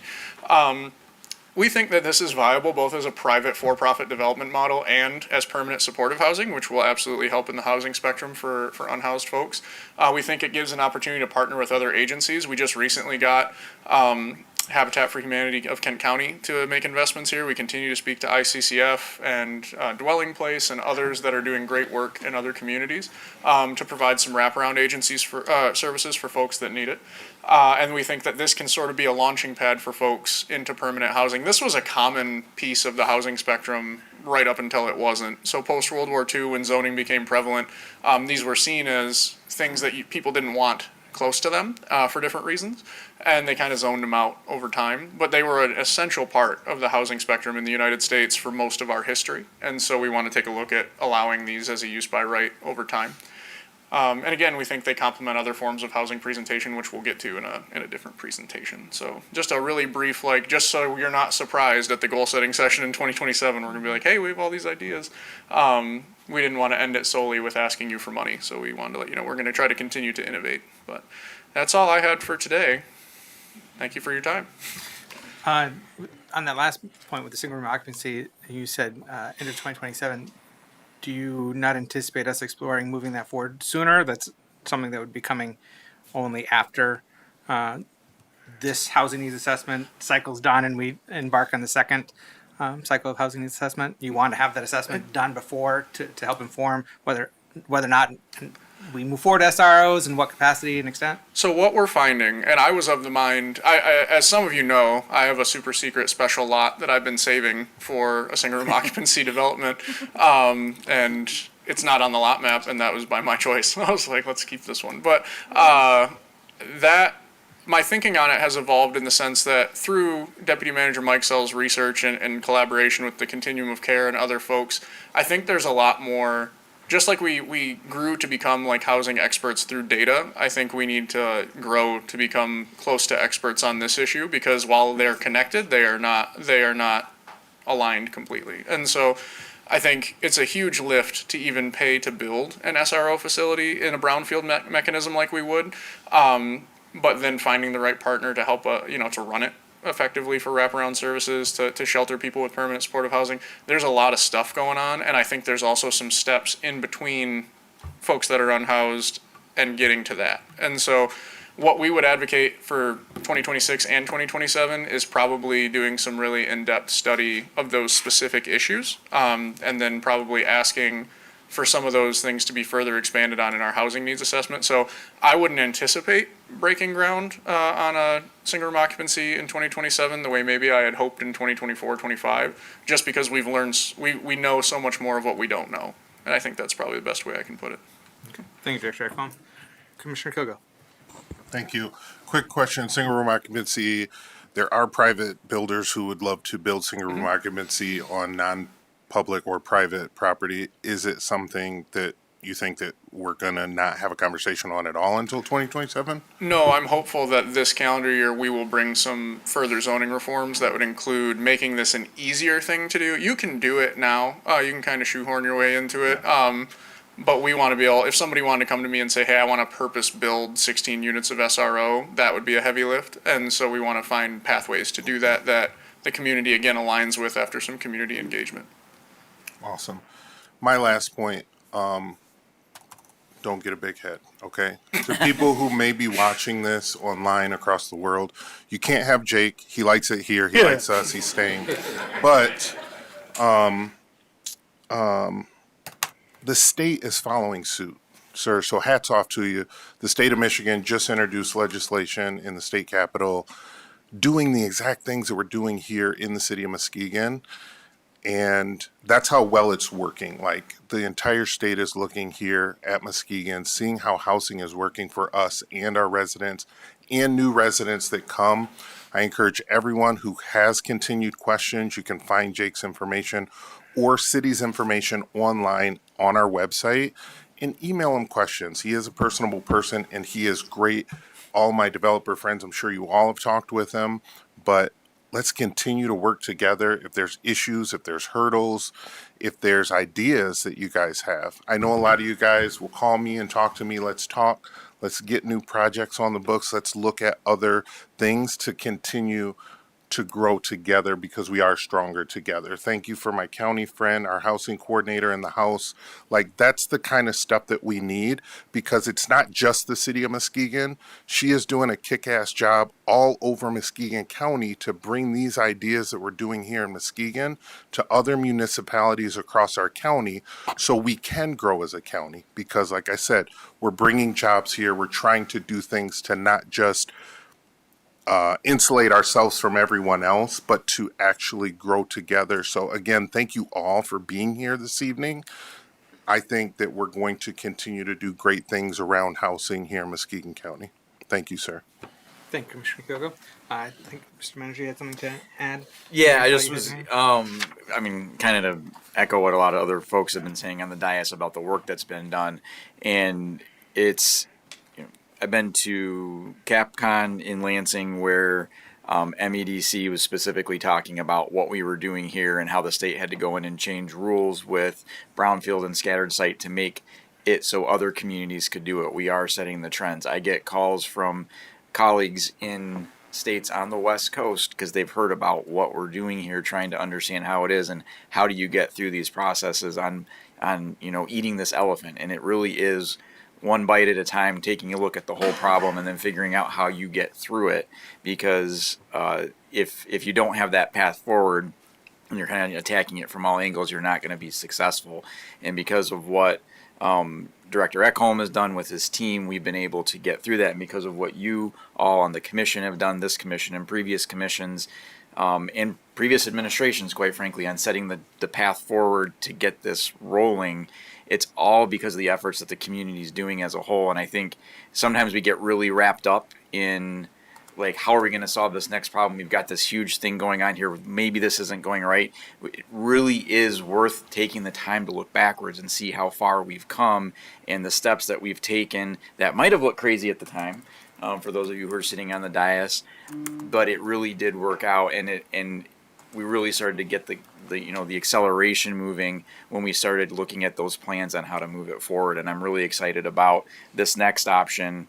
And the tying, I wanted Jake to talk about a little bit more about how the 880 First Street stuff gets tied in, because one of the things that we talked about, that does seem a little weird, maybe, but when you think about the fact that if we own the property and if we develop it, we get the net of the profits, which helps in the brownfield as a whole, where if we had a developer come in, we would probably sell it for a couple $100,000. Yeah, we would end up net negative against what we Yeah. got into it for sure. Yeah, so it helps us achieve those other goals, and it helps us achieve some objectives of more market rate ownership downtown, which is something that we hear all the time, that people want to live downtown in a market rate house. So it really does fit into this puzzle.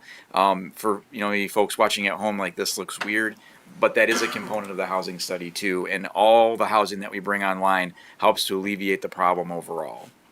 So other communities, you can do this. I know a lot of our neighbors, as Commissioner St. Clair noted, they're struggling with this now. They're having people come out about it, whether it's in other communities here in Muskegon County, Kent County, Ottawa County.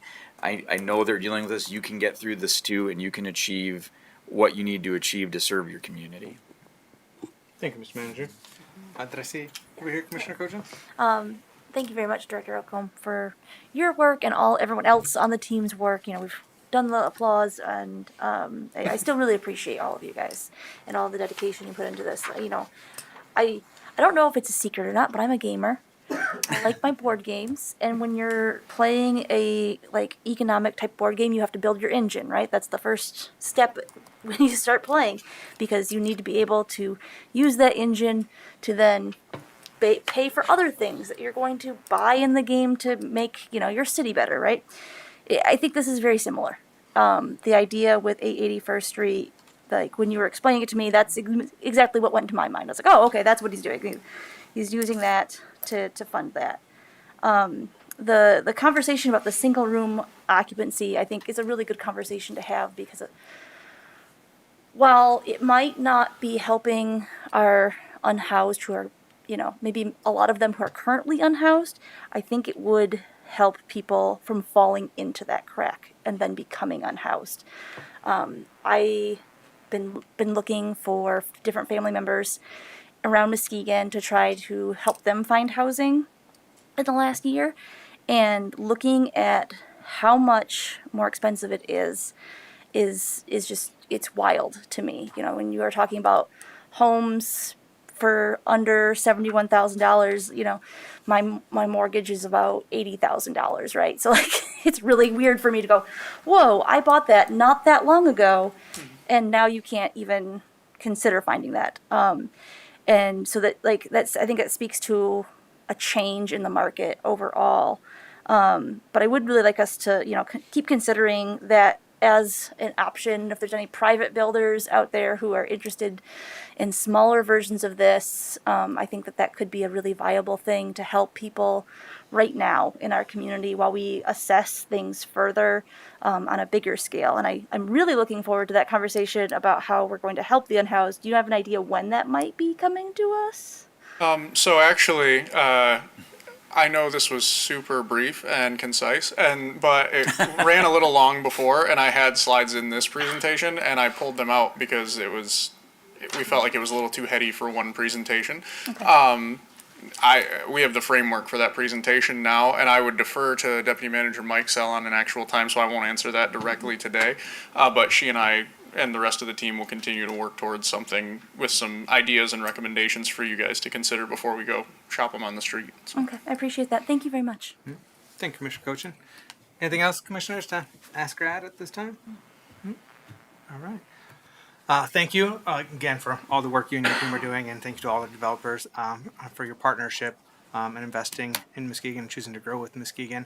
As we are making further progress on the infill, something that I'd like us to give thought to and consideration is how do we further leverage our zoning reform to assist with existing property owners to add accessory dwelling units where reasonable, or converting single-family housing to duplexes where possible, so that our existing homeowners have an opportunity to be part of the solution for this housing crisis, while also being able to create a new income stream for their household and raise their own equity and have greater opportunity for that multi-generational wealth that we've talked about on many occasions here. So I think that could be part of the solution as well. And so I'm speaking to the developers here in this room, in addition to building, on vacant lots, where you might be able to come alongside our existing residents and homeowners to develop even more housing, on those sites, ADUs or potential conversions to duplexes. So again, thank you so much, and thank you to my fellow commissioners, both present and past, who have supported all these different initiatives, whether it was the original Midtown, a decade ago, Midtown Square development, or any of the various different tax abatements and incentives and payment in lieu of taxes and MyTech and Brownfield and all of the above, ARPA home infill. So there's been so many different initiatives and programs, and so it's really exciting and heartening to see the progress we make and know that we've got so much more to do, potential to achieve and challenges to overcome. But I really appreciate the progress we're making, and thank you for elucidating that with your presentation tonight and the housing dashboard. And you expect that to be going live by the end of this month. Mm-hmm. Yes, sir. Awesome. Excited you. to share that. But thank you again. Much appreciated. Thank you. Our community engagement manager would like to take a photo. Yes.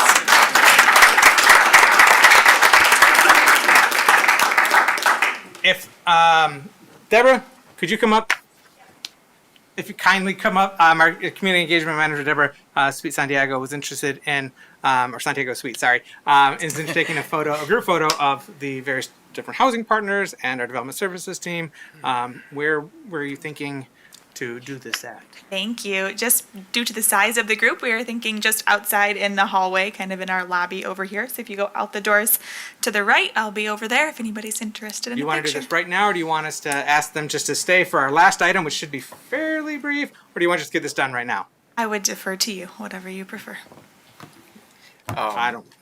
Y'all want to do this right now, or do y'all want to wait for this last item? They're ready to go. You want to do it right now? All Okay. right. Yeah. Wrong meeting. They've already been Then, here. Tired of us. Join our development service team in the hallway. Yeah.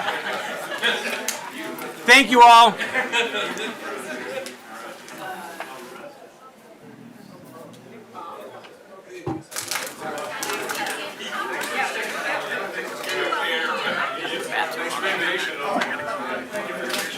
Right?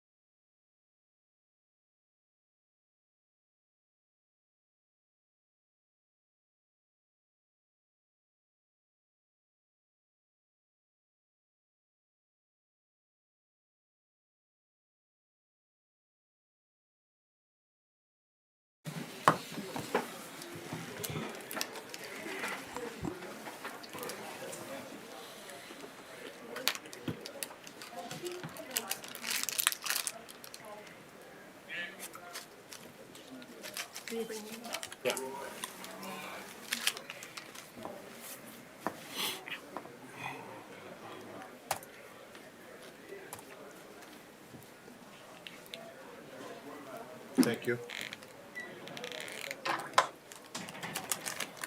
She said we're good to go, but I'm just waiting for he said you're live. It's a pretty good delay today. Good evening, good folks, and welcome back to the City of Muskegon City Commission work session for this Monday, March 9th, 2026. We had a brief intermission, but now we're going to get underway with final item on the agenda, and then we'll have public comment. So, good evening, good sir. If you kind of introduce yourself and please report out on this item. Thank you, Mayor. Good evening. Good evening, Commissioners. Dan Vanderhyde, Director of Public Works for the city. I'm here to discuss a couple things that we've been looking into at the Commission's direction. Some acquisitions for the park system. We've come to a point where we have defined a little bit better the costs associated with those opportunities. And so just want to discuss that within the context of a few things. So just a brief look at what we'll cover. It'll be nowhere near the last presentation, both in impressiveness nor length. Looking at the two specific opportunities that we have in front of us, one at the city's Hartshorn property and one on the Sappy site.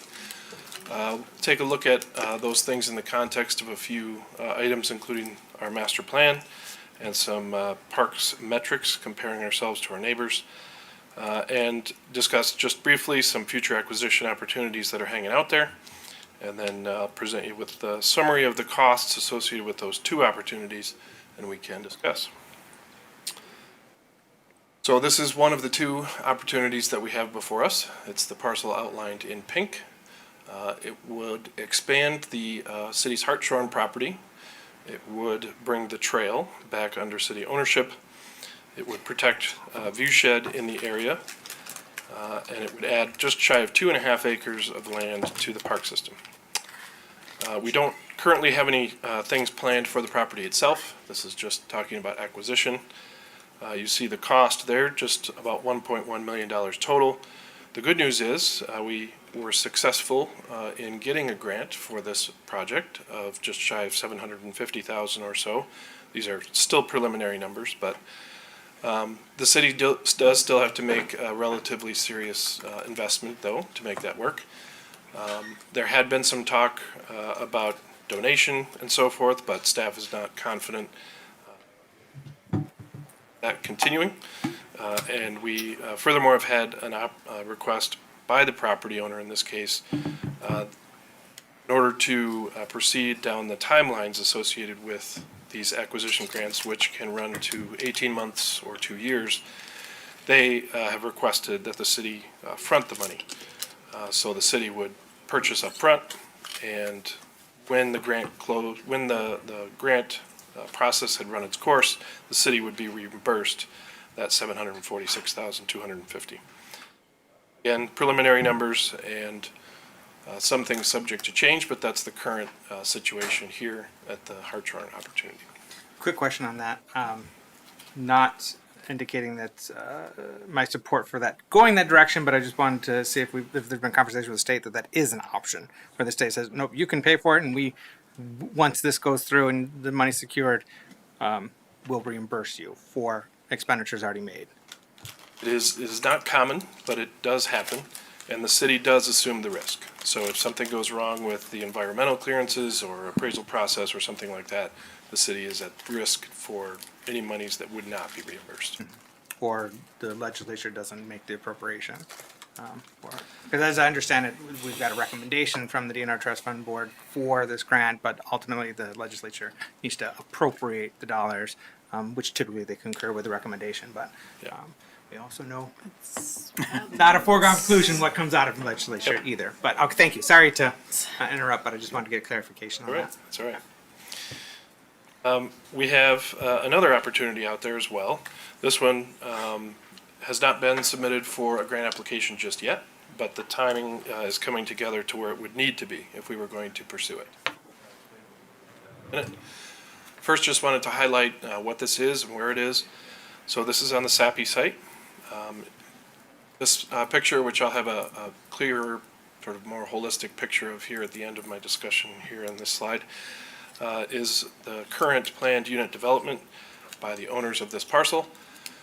And they have proposed everything highlighted in yellow on this map, which includes 6¼ acres of parks, about 1,000 feet of frontage on Muskegon Lake, 2,000 feet of additional boardwalks, and about 5.8 miles total of trails and sidewalks throughout the development. Here is that more complete view that shows the west portion of the property. Again, the yellow highlighted parts are going to be accessible to the public, open to the public, not necessarily as recreation assets. You'll see the streets are highlighted and things like that. But they do come with, in the case of streets, sidewalks that would be accessible to the public. And then there are 10 to 15 specific items noted on the plan with the P designation followed by a number. Those are specific things that they've called out as being publicly accessible spaces or parks. Where we are headed is P9, up there at the north end of the future extension of Lincoln Street. So zooming in to kind of the northeast portion of the property, as a part of the PUD process, the city has the first right of refusal to purchase 10 lots. They're outlined by the green box with the note park pointing to them. The city would purchase those properties. They would expand the boundaries of the park noted as P9. So you see a property in the middle with a 16 on it. That portion is intended to be a park regardless. What the city has the option to do is purchase the 10 lots surrounding it, 2 to the west and 8 to the east, in order to expand the size of the park. It would add about 240 feet of frontage to that total number of 1,000 that I mentioned earlier, and 0.83 acres of parkland. It would be the only deeded city property on the site. The remaining items that are being offered by the developer will be open to the public, but they will not necessarily be under city ownership. Again, these costs are just for the acquisition of the property. There's no current amenities or anything identified or planned or funded. The costs that you see there are just shy of 1.6 million, and that's a combination of the purchase price that the city had estimated together with the developer and the city's obligations under the grant program. So it's a little higher than what that option identified, but that's because of the appraisals, the environmental work, the various things associated with the grant. The grant application, if we were to choose to make it, would be about 1.1 million, and the city would be signing up for about $475,000 worth. This one, it's important to note that because of the nature of the property, it just being one big single parcel and having prior different use and various other components, it was fairly difficult to estimate the costs. And the consultant we had that prepared some of this preliminary information used information from the developer about what they intend. Once we get through the grant application process, we would go through appraisals, and really, those appraisals define the terms of the grant. And so this is the best we have for now.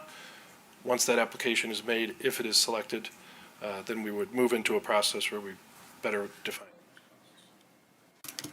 Just one note that there is currently $150,000 set aside in the park's capital improvement budget for this property. That timeline, those dollars would not work with this timeline. Those dollars are obligated to be spent by the end of this calendar year. And again, the 18 to 24 month time frame associated with these trust fund land acquisition grants would not support the city being able to use those dollars for these lots in that case. If that goes the way that we expect it will and the grant application might be made, then that $150,000 would be freed up within the park's capital improvement plan, and we'd be looking at the next thing on the list that fits within that budget, whether it's another playground, whatever it might be. The director of parks and I would figure that out. So we have these opportunities. One, to provide just some context with which to make these decisions. As you'll see in the summary page, we're talking a relatively large amount of city investment to make these happen. So in looking back at our master plan, which is due to be updated next year, Even in 2022, it did identify a surplus of the two categories of parks that it looked at compared to national metrics, right? Parks less than 10 acres and larger than 10 acres. It identified 11 million in capital needs. That's been converted up to today's dollars. Thank you to the commission. We have been able to invest by the end of this calendar year 6.7 million. Since then, that capital plan did not identify any acquisition dollars. It had a line for acquisition and very noted right on that line, no funds identified. The 2027 plan, like I said, we will be updating next year. We anticipate, the remainder of that capital improvement plan and perhaps others. That we went through a community-wide survey process a couple of years ago, and these are some of the things that survey process identified, things that have come up since then. Richards Park pedestrian bridge being one we've heard a lot about lately, as well as some staff priorities, things that are coming due, Lakeshore Trail Boardwalk repairs, and other things. So you all are smart. You know that each time we choose to invest in one thing, we are delaying or deferring investment in another. So to the extent that we would invest in acquisitions, these are the kinds of things that would be delayed by a year, how things go. I'd be remiss if I didn't point out that the top three lines in this comparison chart show that Muskegon really has an abundance of park and recreation resources.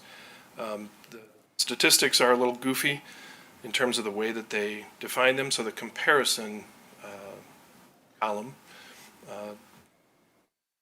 kind of identifies what exactly that statistic is showing. So in parks, we have about twice the parks of most systems our size.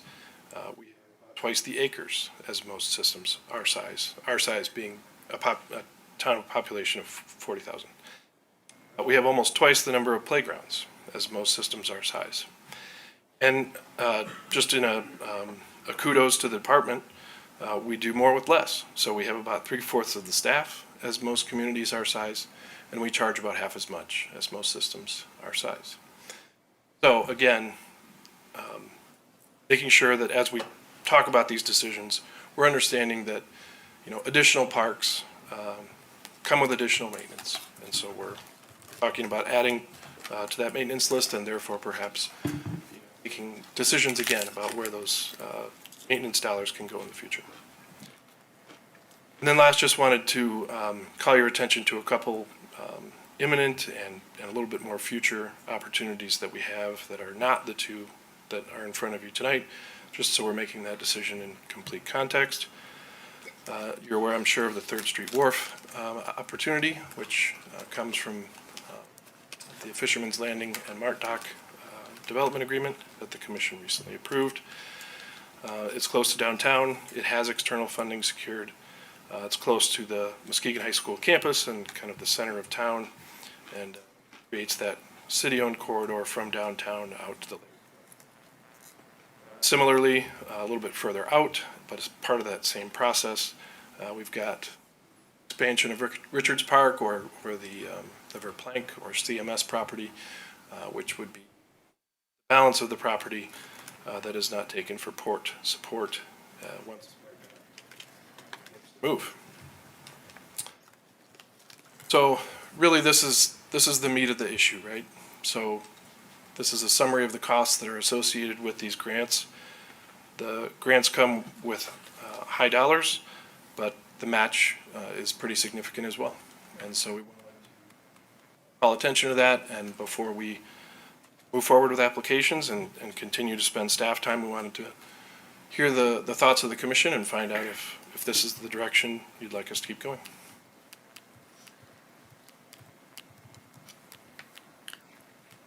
Explaining this chart just really quickly, the city column is the match that the city would be obligated to pay. So yeah, that's actually the calculation that just was running. That's what was causing the pause. I thought it was a 25% match required, because that comes to calculate at 30%. Yeah, or actually 31% rounding up. Yes. The the Hartshorn property is set at 25%, but again, we have additional costs associated with environmental work and so forth. SAPI, With the what work, I'm sorry? the environmental work, the appraisal work, and the various components that are required as a part of the grant application process. We've been, to your point, we've been recommended by the board to move into the full 18 months to 24 years process with the Hartshorn app. With the SAPI property, the consultant felt that in order to be a competitive application, we would need to go to 30% match, which gets you additional points in the matrix. So that was their recommendation. For if we were to apply for the SAPI property, SAPI, that we correct. would need to commit to 30% to get higher pointage. Or if we are able to satisfy the conversion, because that's an automatic 50-point deduction with having that conversion. But if we satisfy that, that will restore 50 points to our scoring. We'll revisit that another time because that's I don't know, there's someone go down the rabbit hole, but I just want to acknowledge that we already have a 50-point deduction due to an existing conversion. We were satisfying that by committing the railroad right-of-way to a public access as part of the trail, as well as the Lakeshore Trail where it was being moved. It was slightly being expanded, but moreover, we were committing the railroad right-of-way. And so that was our intention to satisfy that conversion, but it's a matter of still some documentation that needs to be finalized and submitted to the state, and the state to go through its process, but we've taken the steps to at least satisfy that conversion. That is a dilemma that's resulting in an automatic 50-point deduction on our scoring. All right, thank you for presenting this information. This is very helpful and elucidating. So do you have right now ideas for how to fund this beyond we're just going to pull from our general fund, or we're just going to, whether ongoing yearly fund or pulling it from our reserves? Like, do you have any additional funding mechanisms in mind? If you were to support both of these acquisitions, I would anticipate they would be showing up on the city's capital improvement plan budget this year than next year. Okay. For consideration of how we might be able to fund this, if the commission wishes to move forward, and the commission did give vote and gave support for pursuing the Hartshorn acquisition, and thank you for you and our Parks and Rec team for advancing the application, being successful, and getting the DNR Trust Fund Board's recommendation to approve that grant. So it's a question of whether the commission wants to continue that process that we've already committed ourselves to. Well, we've also we secured the purchase option for the additional 10 lots at SAPI on a discounted basis relative to what they actually anticipate selling those lots now. The price has gone up since that agreement was secured, but we still have the locked-in purchase price. But for consideration in terms of how we may be able to fund all of this, and I mentioned one of these to Mr. Manager the other day, but using brownfield reimbursement as a way to pay ourselves back for these purchases, particularly with regard to the SAPI acquisition, looking at potential sponsorships, looking at potential private capital campaign, maybe even setting up a public waterfront property acquisition fund at the community foundation. There's a lot of interest in our community about waterfront public access, and so that could be a way to invite our community to contribute directly to that for the matching component. And the other piece is, which we heard earlier in terms of 881st Street, an opportunity for us to develop that potentially as townhouses to recoup most, if not all, of our $700,000 approximately that we have all in on that. That money came from out of our public improvement fund originally, and so if we were able to recoup those dollars, it goes back into our public improvement fund, from which we could then tap to cover the matching components of these two acquisitions, which is approximately $700,000. I really loved hearing from, I think, Mr. Manager or Director Ekholm, who had some optimism that we'd be able to break even, if not net, on that development there. I think that'd be wonderful if we could net on that, or even just break even, getting that $700,000 back to go in our public improvement fund, because we're looking at $822,000 right here for the city component, so that covers the lion's share of that. But I just wanted to put out some additional possibilities from a funding perspective. But commissioners, questions, thoughts? Commissioner Kilgo. Thank you. So when I go to Meyer, and sometimes I'm walking around, I'll see like several different things. And I'm like, ooh, I want that. I want that. But if my budget doesn't say that I have enough money, then I can't always buy X, Y, and Z.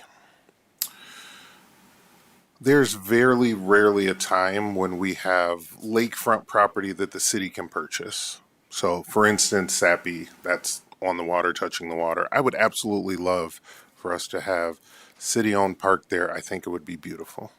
So if we can afford it, I'd like to do it.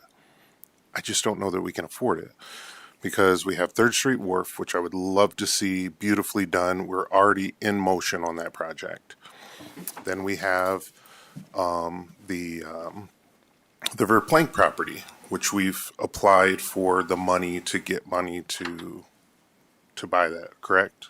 We have not put No, that that'll application be the money for the Verplank property will come From through the the sale sale of Fisherman's you're right. Landing. Yes. There will be a city contribution on that, and because that's a conversion, it's not grant eligible in that Gotcha. one. Okay. So that one will be city funds that we'll have to put in to acquire that property. I've seen some of the renderings, the thought of what we can turn that property into, and I think that will be beautiful, right as the river meets the lake. I guess my questions now, who currently owns, and I know we've talked about the Harshorn and we've like discussed it. Is that owned by the owner of the rest of that Adelaide Point property? It's owned by a separate LLC called Harbor West, and it has multiple members. Thank you.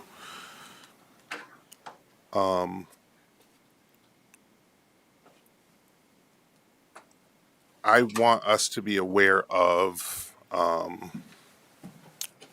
would like for us to be aware of different things that have happened in that neck of the woods, and I'll just leave that there. Now going over to Sappy, they're still really early in everything, and I don't think if we don't tell them yes right now that they'll be like, too bad, so sad, we're going to build on it. They have work to do. I mean, if we say no right now, they're going to be like, oh, okay, no, we're going to build on it. The conversation that we've had with them is they're not willing to wait any longer than the 2 years that were put into the purchase option with the PUD. Because of the grant timelines associated with these DNR trust fund acquisition grants, this is the last cycle that we would likely be able to take advantage of the trust fund acquisition process. For sure. We And could, that cycle, we could still purchase them going forward, but it would be with either a different grant or at the city's sole cost or something like that. okay. What kind of timeline are we talking about? End of summer, end of the year, beginning of summer? So the full process with these acquisition grants takes 18 months to 2 years. And that is essentially the time frame that we have on that option. So we would have to apply, in fact, not to put too fine a point on it, but we would be having a public hearing at the second meeting in March associated with the SAPI grant application, if you were interested in moving forward with that property and this application. Yeah. So if we, meaning the city of Muskegon, this is just my opinion, this work session, we're supposed to give our thoughts. In my opinion, I think if we had a clear picture of where some of this money could come from, because these two aren't tied together. We could say yes to one and no to the other, right? I'm more interested in one than the other. I think prime real estate versus not. I mean, I think the other one's not gonna, it's fine being a driveway in a parking lot. But if we had a better idea of where we could get almost $500,000 from, equitably, like here's a really good smart option way, or we have money, or the commission decides to approve $475,000, then I'd be like, okay, we approve $475,000 and go for it. I just think that we should think about the other two parks that haven't started yet, or projects containing two parks that you brought up that we haven't really, we haven't started down that road yet. So that's just where I'm at right now. I'm not too comfortable with the almost $500,000 on more when we haven't kind of got full plans for these other ones over here. Thank you. Thank you, Commissioner Kugel. Just to get some piggyback and get some clarification, the 2 years on the purchase option agreement, that is initiated from the date that the PUD is effective, or was there a set date? It's effective from the date that they closed on the property, which I believe was December 15th, 2025, or somewhere thereabouts. So that gives us to that gives us to basically the end of 2027 to do that. Yeah. Okay. But we need to get this process underway now so that we can. And us, you're saying the public hearing on the 24th. What would be asked of the commission at that public hearing to say that the commission is willing to cover the matching grant for it as part of our application process? But if for whatever reason down the road, a future commission can say, no, we can't do this after all. Yeah, so what the DNR asks for is willing seller documentation and documentation of match. We were pleasantly surprised that the Hartshorn application was approved because we did not provide either. Yeah, there's an unusual Yes. event there Yes. that happened. Thank you for that clarification. Commissioner Cochin. Okay. Thank you for bringing this to us. I appreciate that. I think to Commissioner Kilgo's point in regards to the Hartshorn property, I also have some questions because from my understanding of part of that property, part of the I'm trying to remember what the C stands for now. The continuing use. Cooperative use agreement. Yeah. I always just say CUA and I forget what it stands for. So the cooperative use agreement was for the developer to take on the responsibility for raising up that part of the bike trail. And we are several years in, and that has not occurred. And that's been a sticking point for a lot of constituents that have reached out to me. So I do have concern about that. And then if we take that on, then do we take on the liability with Eagle of the things that have already occurred on that property? Not that I'm aware of. The only thing that we might potentially take on liability for is the trail not having been raised and still being in a wetland area effectively. Right, yeah, that's kind of what I was thinking. Just to clarify, though, that the PUD calls out as a condition the developer does that. It doesn't say property owner. I'm pretty sure it says developer It is says obligated and it says to apply. It doesn't say. It says to apply for the permit. Okay. Is actually what it says. And it's not part of the CUA. It's part of the PUD Part of the development PUD, for okay. Hartshorn. Yeah.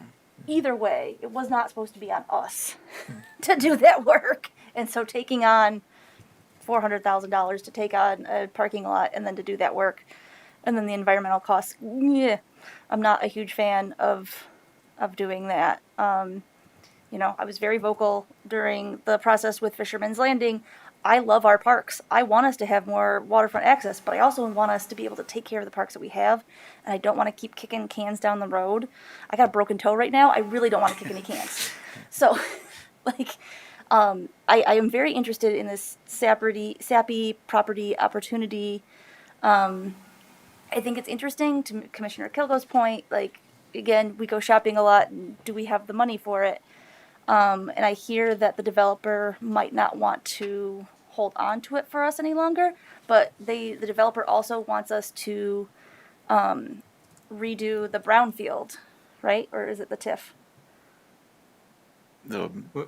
Which one are you talking about? Was it the brownfield or the TIF that they were asking to? Which property are you talking about? Sappy.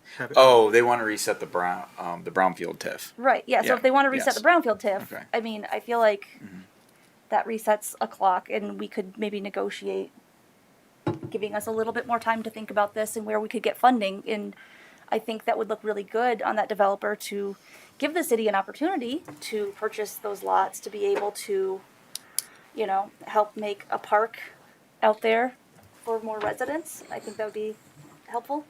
If I may just piggyback on that, Yeah. I would ask that we do have a conversation with the parking properties, with the current owner of the Sappy site. Since it closed in December, end of December, but the PUD is not effective yet, that if we could have a conversation on extending that timeline for the first ops agreement, whether it's adding another year or saying it doesn't become, the timeline doesn't actually start, you know, amending it so the timeline doesn't actually start till the PUD is effective, because there's still some outstanding elements there before the PUD becomes effective, as I understand it. Point of information, Mr. Mayor, Mr. Manager, or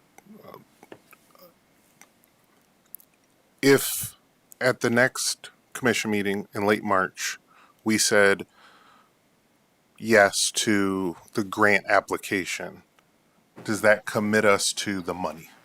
That's what I need to know. In order to have a complete application, we would pass a resolution at that meeting that says the city is prepared to contribute $474,200. And then correct me if I'm wrong, Director, the challenge that we run into is if we are awarded the grant and then we back out of it, that doesn't look great for future grant applications. Is what the big issue there is. It's you know, we awarded something to Muskegon, but then they weren't able to actually get it across the finish line.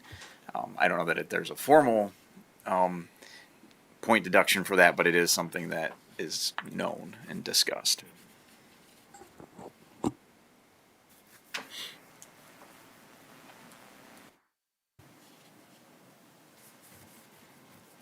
Do also want to clarify with regard to the Hartshorn property that we considered acquiring and had already voted to move forward with the grant application process. It's not just a parking lot or a driveway. There is green space on there. And also our bike trail, getting our bike trail back in city ownership. Should never left city ownership. That's another story. So the entirety of the Lakeshore Trail is within city ownership. But one other thing as a caveat or context, this isn't a foregone conclusion, but it's an opportunity, is for the skate park to go down below next to Furcanos in that green space between Furcanos and the driveway down below there. This skate park project is something that the city has been working in our community. It's very much community supported, and I've not seen a project, which saddens me that we've not made more progress on this. But I've not seen a project that has elicited such widespread community engagement and support in response. You have hundreds of skaters and bikers and the like show up at engagements and have given feedback through surveys.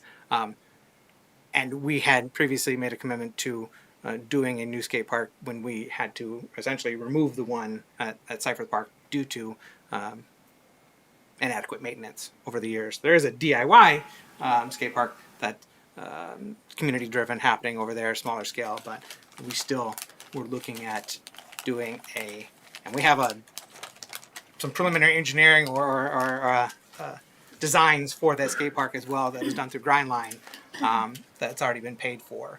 And that was envisioned to not necessarily be city funded, that skate park entirely, but a community fundraised, private capital campaigns and the like to make that happen. And so there was a desire to have a skate park downtown somewhere. We looked at the Carpenter Brothers property next to the dog park. There was an opportunity to do it next between the Boys and Girls Club and on Heritage Landing between the little playground area there.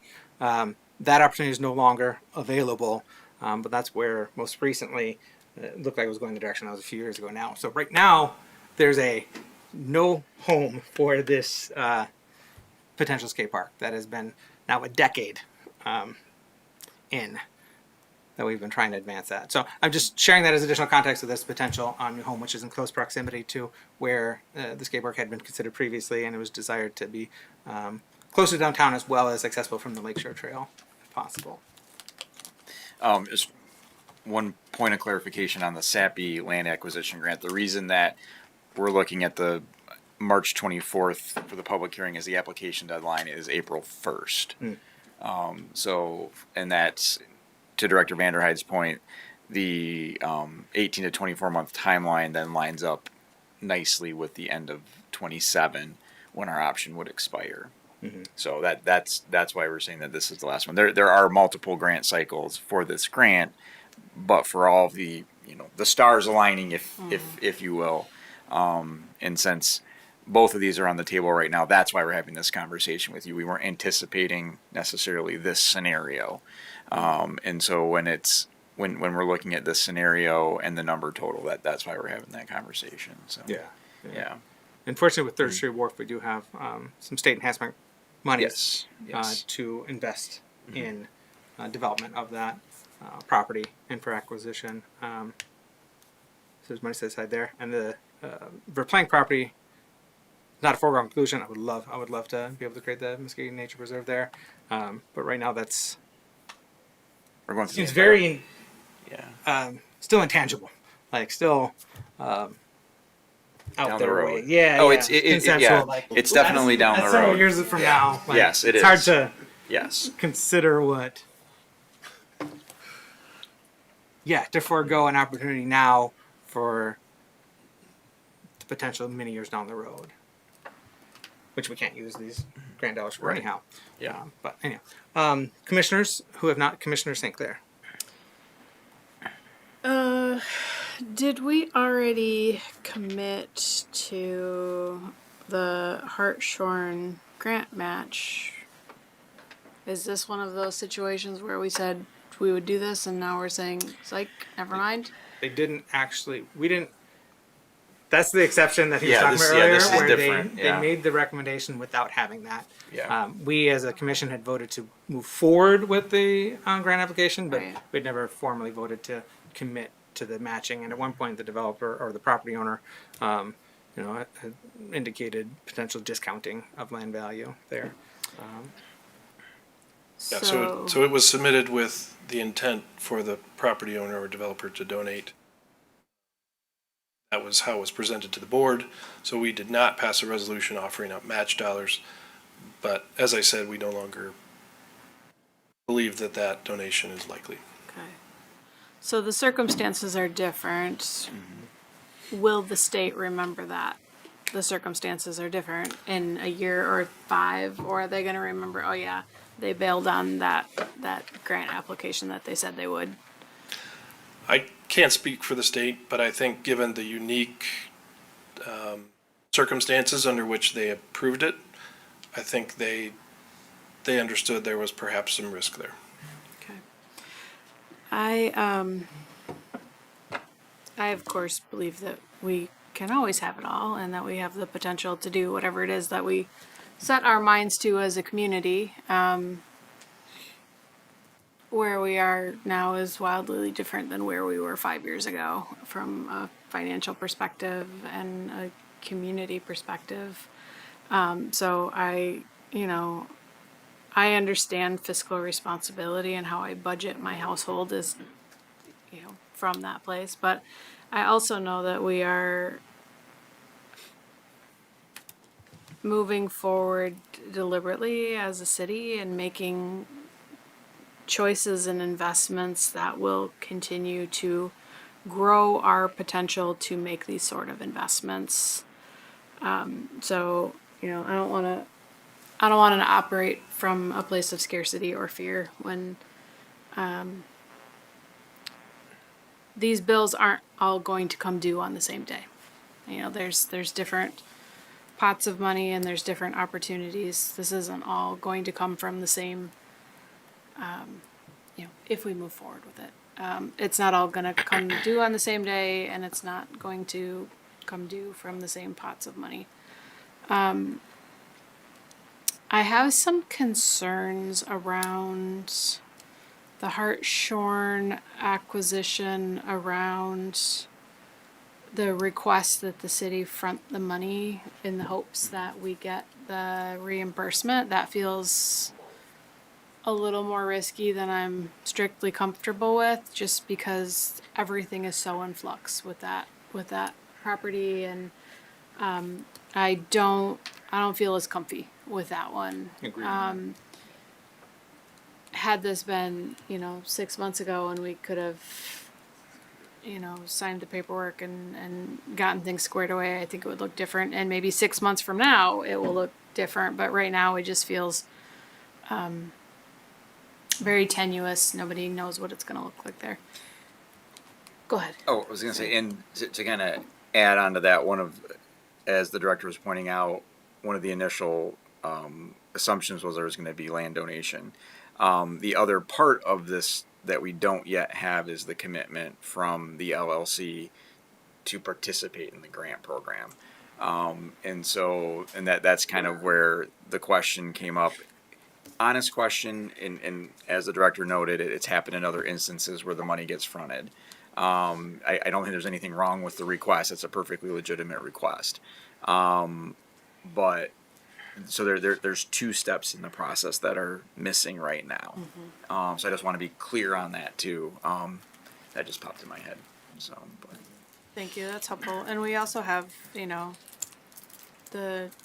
I know it's a separate LLC, but I also know that many of those properties are tied together in financial ways that are very hard to tease out, and anything impacting one piece of that is likely going to have a ripple effect to impact that whole corner of our community. So I'm more comfortable with not moving forward with that one than I am with, unless there was, some definitive support that, I am swayable, but I'd like to have it, but I also know that it's not, it feels a little too quicksandy for me, to feel really confident in that. I am more comfortable with the Sappy property. I think that's a completely different situation, and that there's a lot more grounding underneath what we're trying to do. But I also don't feel like that's a hill that I need to die on. So. Thank you, Commissioner Sinclair. I would concur or agree with regard to us paying for the whole thing up front and expecting to get reimbursed. I'm not keen on going that route. In terms of still pursuing the grant and that opportunity, I'm not of the mind to kill that right now. I'd still like to move that forward. But ultimately, we're going to need that commitment, that written commitment from the upper. And things are in flux. And there's this new element or dynamic with the receiver as well. Have there been? I know we've had some conversations, but what conversations have we had the receiver with regard to this particular transaction, and where are they at?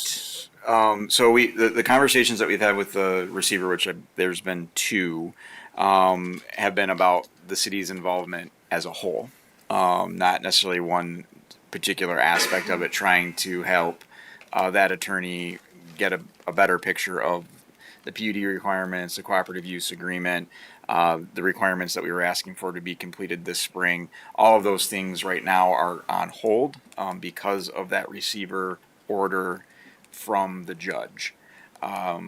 We've submitted a lot of documentation to the receiver. Director Ekholm has had 2 conversations with him, I believe. Yes.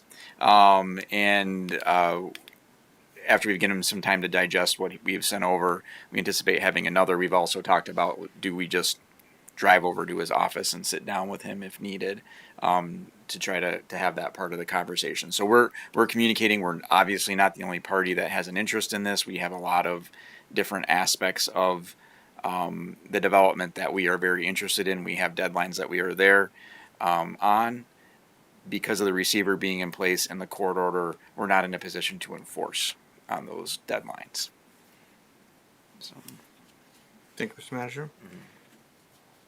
Anything else to ask or add or share? Or before I return to you, Commissioner Jackson or Commissioner German, anything to raise right now? I've just heard a lot of mention about, like, obviously the money and other things, but I heard you mention, Director, capacity of staff of taking care of the parks. It sounds like that's a concern of yours if we add these additions, because we're operating at a 3/4 capacity compared to other counties in similar size. So if we add more parks, what do you think that would look like? And is that a concern of yours if we, because obviously we would have these, but then we have the 3rd Street Wharf, and then what would come at the Verplank property too? Yeah, it's hard to suppose exactly what might happen, but I think my intent there is simply to, I guess, bring back to top of mind that each time we add something to the park system, you know, it either should come with a commitment to additional operational funds, you know, to help take care of that thing, or an expectation that, you know, sort of system-wide, we're a little bit more stressed than we are now. Good question. Thank you, Commissioner Jackson. Mr. Manager? Yeah, and then to build on that, one of the conversations that we have had with the developer, and nothing on the Sappy site, and nothing has been inked yet, is there's been discussions about, because there'll be an HOA taking care of the grounds in that area, that possibly in this instance for the just under 1 acre that would be in this spot, we would contract with them to have the same folks that are cutting the grass in that area handle that. Just because they're already going to be out there, they're going to be at a, you know, probably cutting it at a more frequent rate than what we would cut it at, and they're already there. So then we would get a bill from them for that, is essentially what that would boil down to. So in that instance, we have had that conversation. There is a cost there, but it would seem to be, if that's something we can come to an agreement on, a logical approach to maintain that. And then some of the other stuff, the Verplank property would hopefully it'll end up being a more passive park, so we're not going to be over there with, you know, cutting the grass a lot, and same thing to a certain extent with the 3rd Street area. But we'll be doing engagement on the 3rd Street, so that'll be dependent on that too. So yeah, I think that is sensible though. Contracting with HOA at Sappy to do maintenance of that park, so it's consistent and uniform, particularly because there's the other parks right across the street. And I'd referred to when we adopted the PUD an arc of parks between the dog park and playground area, and then the waterfront park, and then the wood trails and tennis courts and the like. So having that consistent would be nice. Any follow up, Commissioner Jackson? No. Commissioner German, anything to ask or add right now before I go to Commissioner Cochin? You know, just listening, and thank you, Director Van Dyke. To me, there's, you know, some uncertainties. What I am ecstatic about is that the Sappy site is getting developed. That's something that, you know, I want to see for as long as I've been on this commission. As for the additional spaces, the part that's available to the city, is that something that they gave us, or is that something that we're buying, the space? There's a small portion of that piece that they intend to have open to the public regardless. Okay. We're talking about buying some of the property around it to make it larger. Yeah, how large is that piece that they're talking about for public access? That park? I would put it, just estimating, at probably a quarter of an acre. And then we're purchasing, or we would purchase enough to bring it up to about 0.8 acres total. And right now, I'm just, you know, I'm not, if I moved in favor of anything, it would probably be looking at that Sappy property. As for the partials being purchased, you know, looking at the budget and all of the things that comes with that. I'm not really sure. It's something I have to just really think about. And if for some reason we did move forward on that and things didn't work out, or would be committed to go ahead and move forward, if we did a resolution or whatever, would be obligated to move forward with the project, even if we had some skepticism or anything like that, correct? Yes, I wouldn't pass the resolution if we weren't confident we could come up with the resources at the right time. Yeah, so that would be my only concern. I'm not saying that Hartshorn would not be something that I can have a conversation about, or more conversation, but I just want to make sure we have the means and the funding and the ability to go ahead and move forward without any hiccups or anything like that. Thank you, Commissioner German. Commissioner Cochin. Yes, thank you. I just wanted clarification from maybe staff or from Mr. Manager in regards to this specific situation with the receivership, because that's still new to us, and I'm still learning about all of that. So if we went into an agreement, we would not be going into the agreement with the receiver, correct? We'd be going into the agreement with the current owner. You're talking about the Hartshorn agreement? The Hartshorn, yes. Yes. Okay. Yeah, and that LLC. Yeah, Correct. and that's where, because we were discussing about how the receivership kind of trumps everything, and they kind of get to make decisions about what happens. Have we talked to legal about what that could look like? I mean, legal is definitely involved with the receiver conversation and things of that nature. The receivership is not this piece of property. Right. So I don't think that there's any necessary tie there other than the fact that there's some common entities. But as everything gets, unwound, I don't know what that necessarily looks like, but these are different legal entities that are involved here. The ones that are specifically called out, and I'm just flipping through the receiver order right now. This property is not called out to the best of my recollection. Mm-hmm. I'm just thinking about like the PUD, and I know that's not enforceable at this moment, but I'm hoping at some point Well, in time it will be. keep in mind there's two PUDs here. So there's the Hartshorn PUD, which that's what this property is part of, and there's the Adelaide Point PUD. The Adelaide Point PUD is what is impacted by the receiver. Okay, gotcha. So the Hartshorn PUD is not impacted by the receiver then. Not really, because there is some overlap between them as far as geography goes, but the entities that are involved and the marina operations, both dry and wet and things of that nature, are what's impacted. They're over on the Hartshorn property or adjacent to the Hartshorn property and use the Hartshorn drop lifts. That's the cooperative use agreement. Okay. And that is impacted in this because of the order about kind of just freezing things where they're at. Right. Okay. So then, if the Hartshorn PUD is not part of this, then the raising of the bike path would still not be impacted. Is that correct?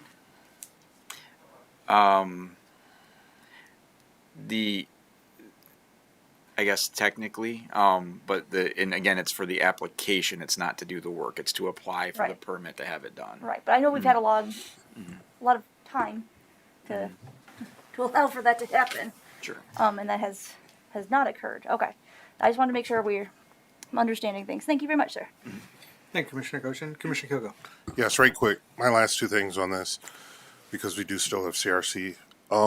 One is, if we were to move forward with SAPI on the second commission meeting this month, I, as a commissioner, would like to have clarification about where we would get the money from. Like, hey, we would say in 2 years or whenever we got X, Y, and Z, we would most likely pull it from here.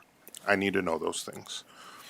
The second thing that I will say is, I think as a whole, the commission and the community, to echo Commissioner Cochin's statements, we do want to know what's going to happen with, I mean, and everybody, we want to kind of know what's going to happen with that neck of the woods, but we're kind of in new territory with the whole receivership thing. But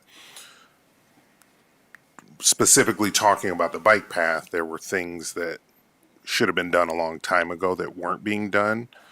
And so hope for a lot of people is like, it's just going to be on us and not them. But we don't know those things. But I don't want us to be like, I don't want us to necessarily try to hide from the fact that an agreement that the city got into with someone is now in this receivership thing. That doesn't mean anything. The receiver could get it sold and boom, they sell all of the things that they need to sell and good owners come in and they own it and everybody's happy. We just don't know those things, but I don't want to avoid them like these are big, huge landmines that are going to be terrible. I'm an optimist though, so I think that at the end everything is going to work out, but I just want us as a city to be on the up and up. Here's where we're at. This is what's happening.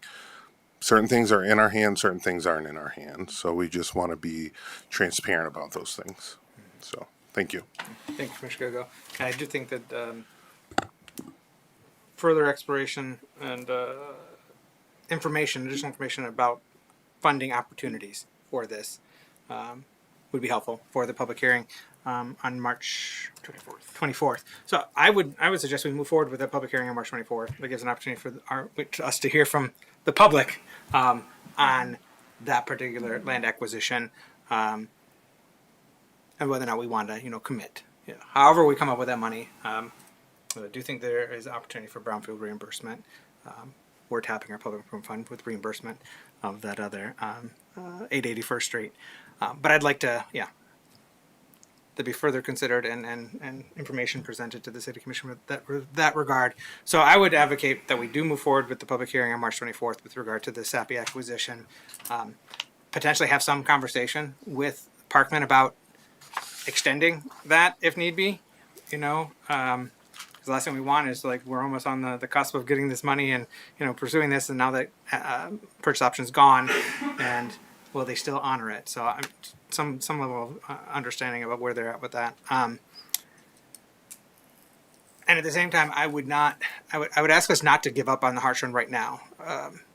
We've not committed anything, but we've got a grant recommendation without us committing anything. So it does us no harm to continue that process at the very least. And if ultimately the developer or the property owner is not willing to, then they're not willing to. They're the one torpedoing that opportunity, not necessarily us. So I would just say not to give up on that just yet, and proceed with the public hearing for SAPI on March 24th. Mr. Manager. Just to answer Commissioner Cochin's question, now I have the list in front of me. The Hartshorn properties are not a party of the receiver order. So, thank you. Yep. All right. Anything else to ask or add, or is there anything, Director Vander Hyde, that you want to ask of us before we conclude? Nope. I think we've got some good direction. We will proceed with the public hearing later this month with some details about where we think the likely funding sources for that money is. Have a conversation, see what we can do in terms of the deadline on the option, and we'll let Hartshorn sit there, and if things change substantially there, maybe there's a path forward. Thank you, Director Vander Hyde. Appreciate the work you and our great team at Parks and Rec are doing. So we're going to move on to public comment. And I have one form. John Allen, Jr., joining us from the Nelson neighborhood. Good evening, sir. You have 3 minutes to provide your remarks. Well, there's a lot more than 3 minutes to unpack after all that with Hartshorn, but I'll do my best, and first and foremost, I'll take even 30 seconds of my limited time to say how much I appreciate Jake Ekholm and the work his team does to keep Muskegon growing in the way that they are through responsible and thorough development and vetting developers the right way. I gotta say, it takes a very special level of vision for a governing body to sell off the public lands and our bike trail property for pennies on the dollar. I think it was sub 300,000, which is less than what we're gonna be matching now, only to come back less than a decade later and ask that we buy it back with our collective tax monies. Doesn't matter if it's an MDNR grant, it's still everyone's money. And that's at a premium price. Again, don't think I'd call that vision. That's pretty short-sighted, and frankly, I'd call it stupid. If anyone here still believes in the vision of the cooperative use agreement at Hartshorn, I would suggest you see an optometrist, because what's happening at our park isn't just outrageous, it's bordering on dereliction of duty with regards to how ordinances and contract laws are enforced in this city. Let's be explicitly clear about one thing. The land being proposed for acquisition tonight at Hartshorn has only one purpose. It is used exclusively for the parking of Adelaide Point in-and-out customers who previously monopolized what little public parking remained after their forklift started hazardously operating over our shoreline recreational trail. So are we seriously seeking a grant to provide even more taxpayer-funded property to benefit private interests? Again, there is zero public benefit here. The land isn't on the lake and has no park-like infrastructure. It's a staging area for private business. Meanwhile, the historical access point east of the launch ramp, land used by those with mobility challenges to fish and recreate, has been destroyed thanks to this agreement. Yours and your predecessors' decisions have thrown the most vulnerable members of our community out of their own park in favor of a private forklift operation. And outside of granting this extension, which apparently is now on indefinite hold, and the idle threat of termination, which is just that, idle, there hasn't been a proverbial finger lifted to restore that access for those with mobility challenges. In conclusion, I am seriously asking you all, why are we adding more acreage to maintain when the namesake marina right next door to this proposal has gone without a T-dock that requires a grant for 6 years? Not a single grant application has been submitted to restore that revenue-generating infrastructure, despite countless requests from the public. Instead, we want to add property that's going to cost us money to maintain at a park that has already been historically neglected. The cooperative use agreement hasn't just muddied the lake water with unpermitted dredging, it has muddied the waters of accountability. The proposal for Hartshorn is the opposite of equitable. It is a logistical bailout for a private entity. Stop being the developer's concierge. Do the right thing for the residents, deny this acquisition, and terminate the cooperative use agreement before the damage to Hartshorn is permanent. Thank you. Thank you, Mr. Allen. Appreciate you joining us this evening. Is there anyone else in the audience that wishes to give public comment? Seeing no takers, we're going to go to the phones. The phone number is 231-724-6721. When you're calling in, please turn down any audio in the background, state your name, and if you're a City of Muskegon resident, which neighborhood you're calling from, and if you're not a city resident, which other township, village, or city you may be calling us from. And you'll have up to 3 minutes to provide your remarks.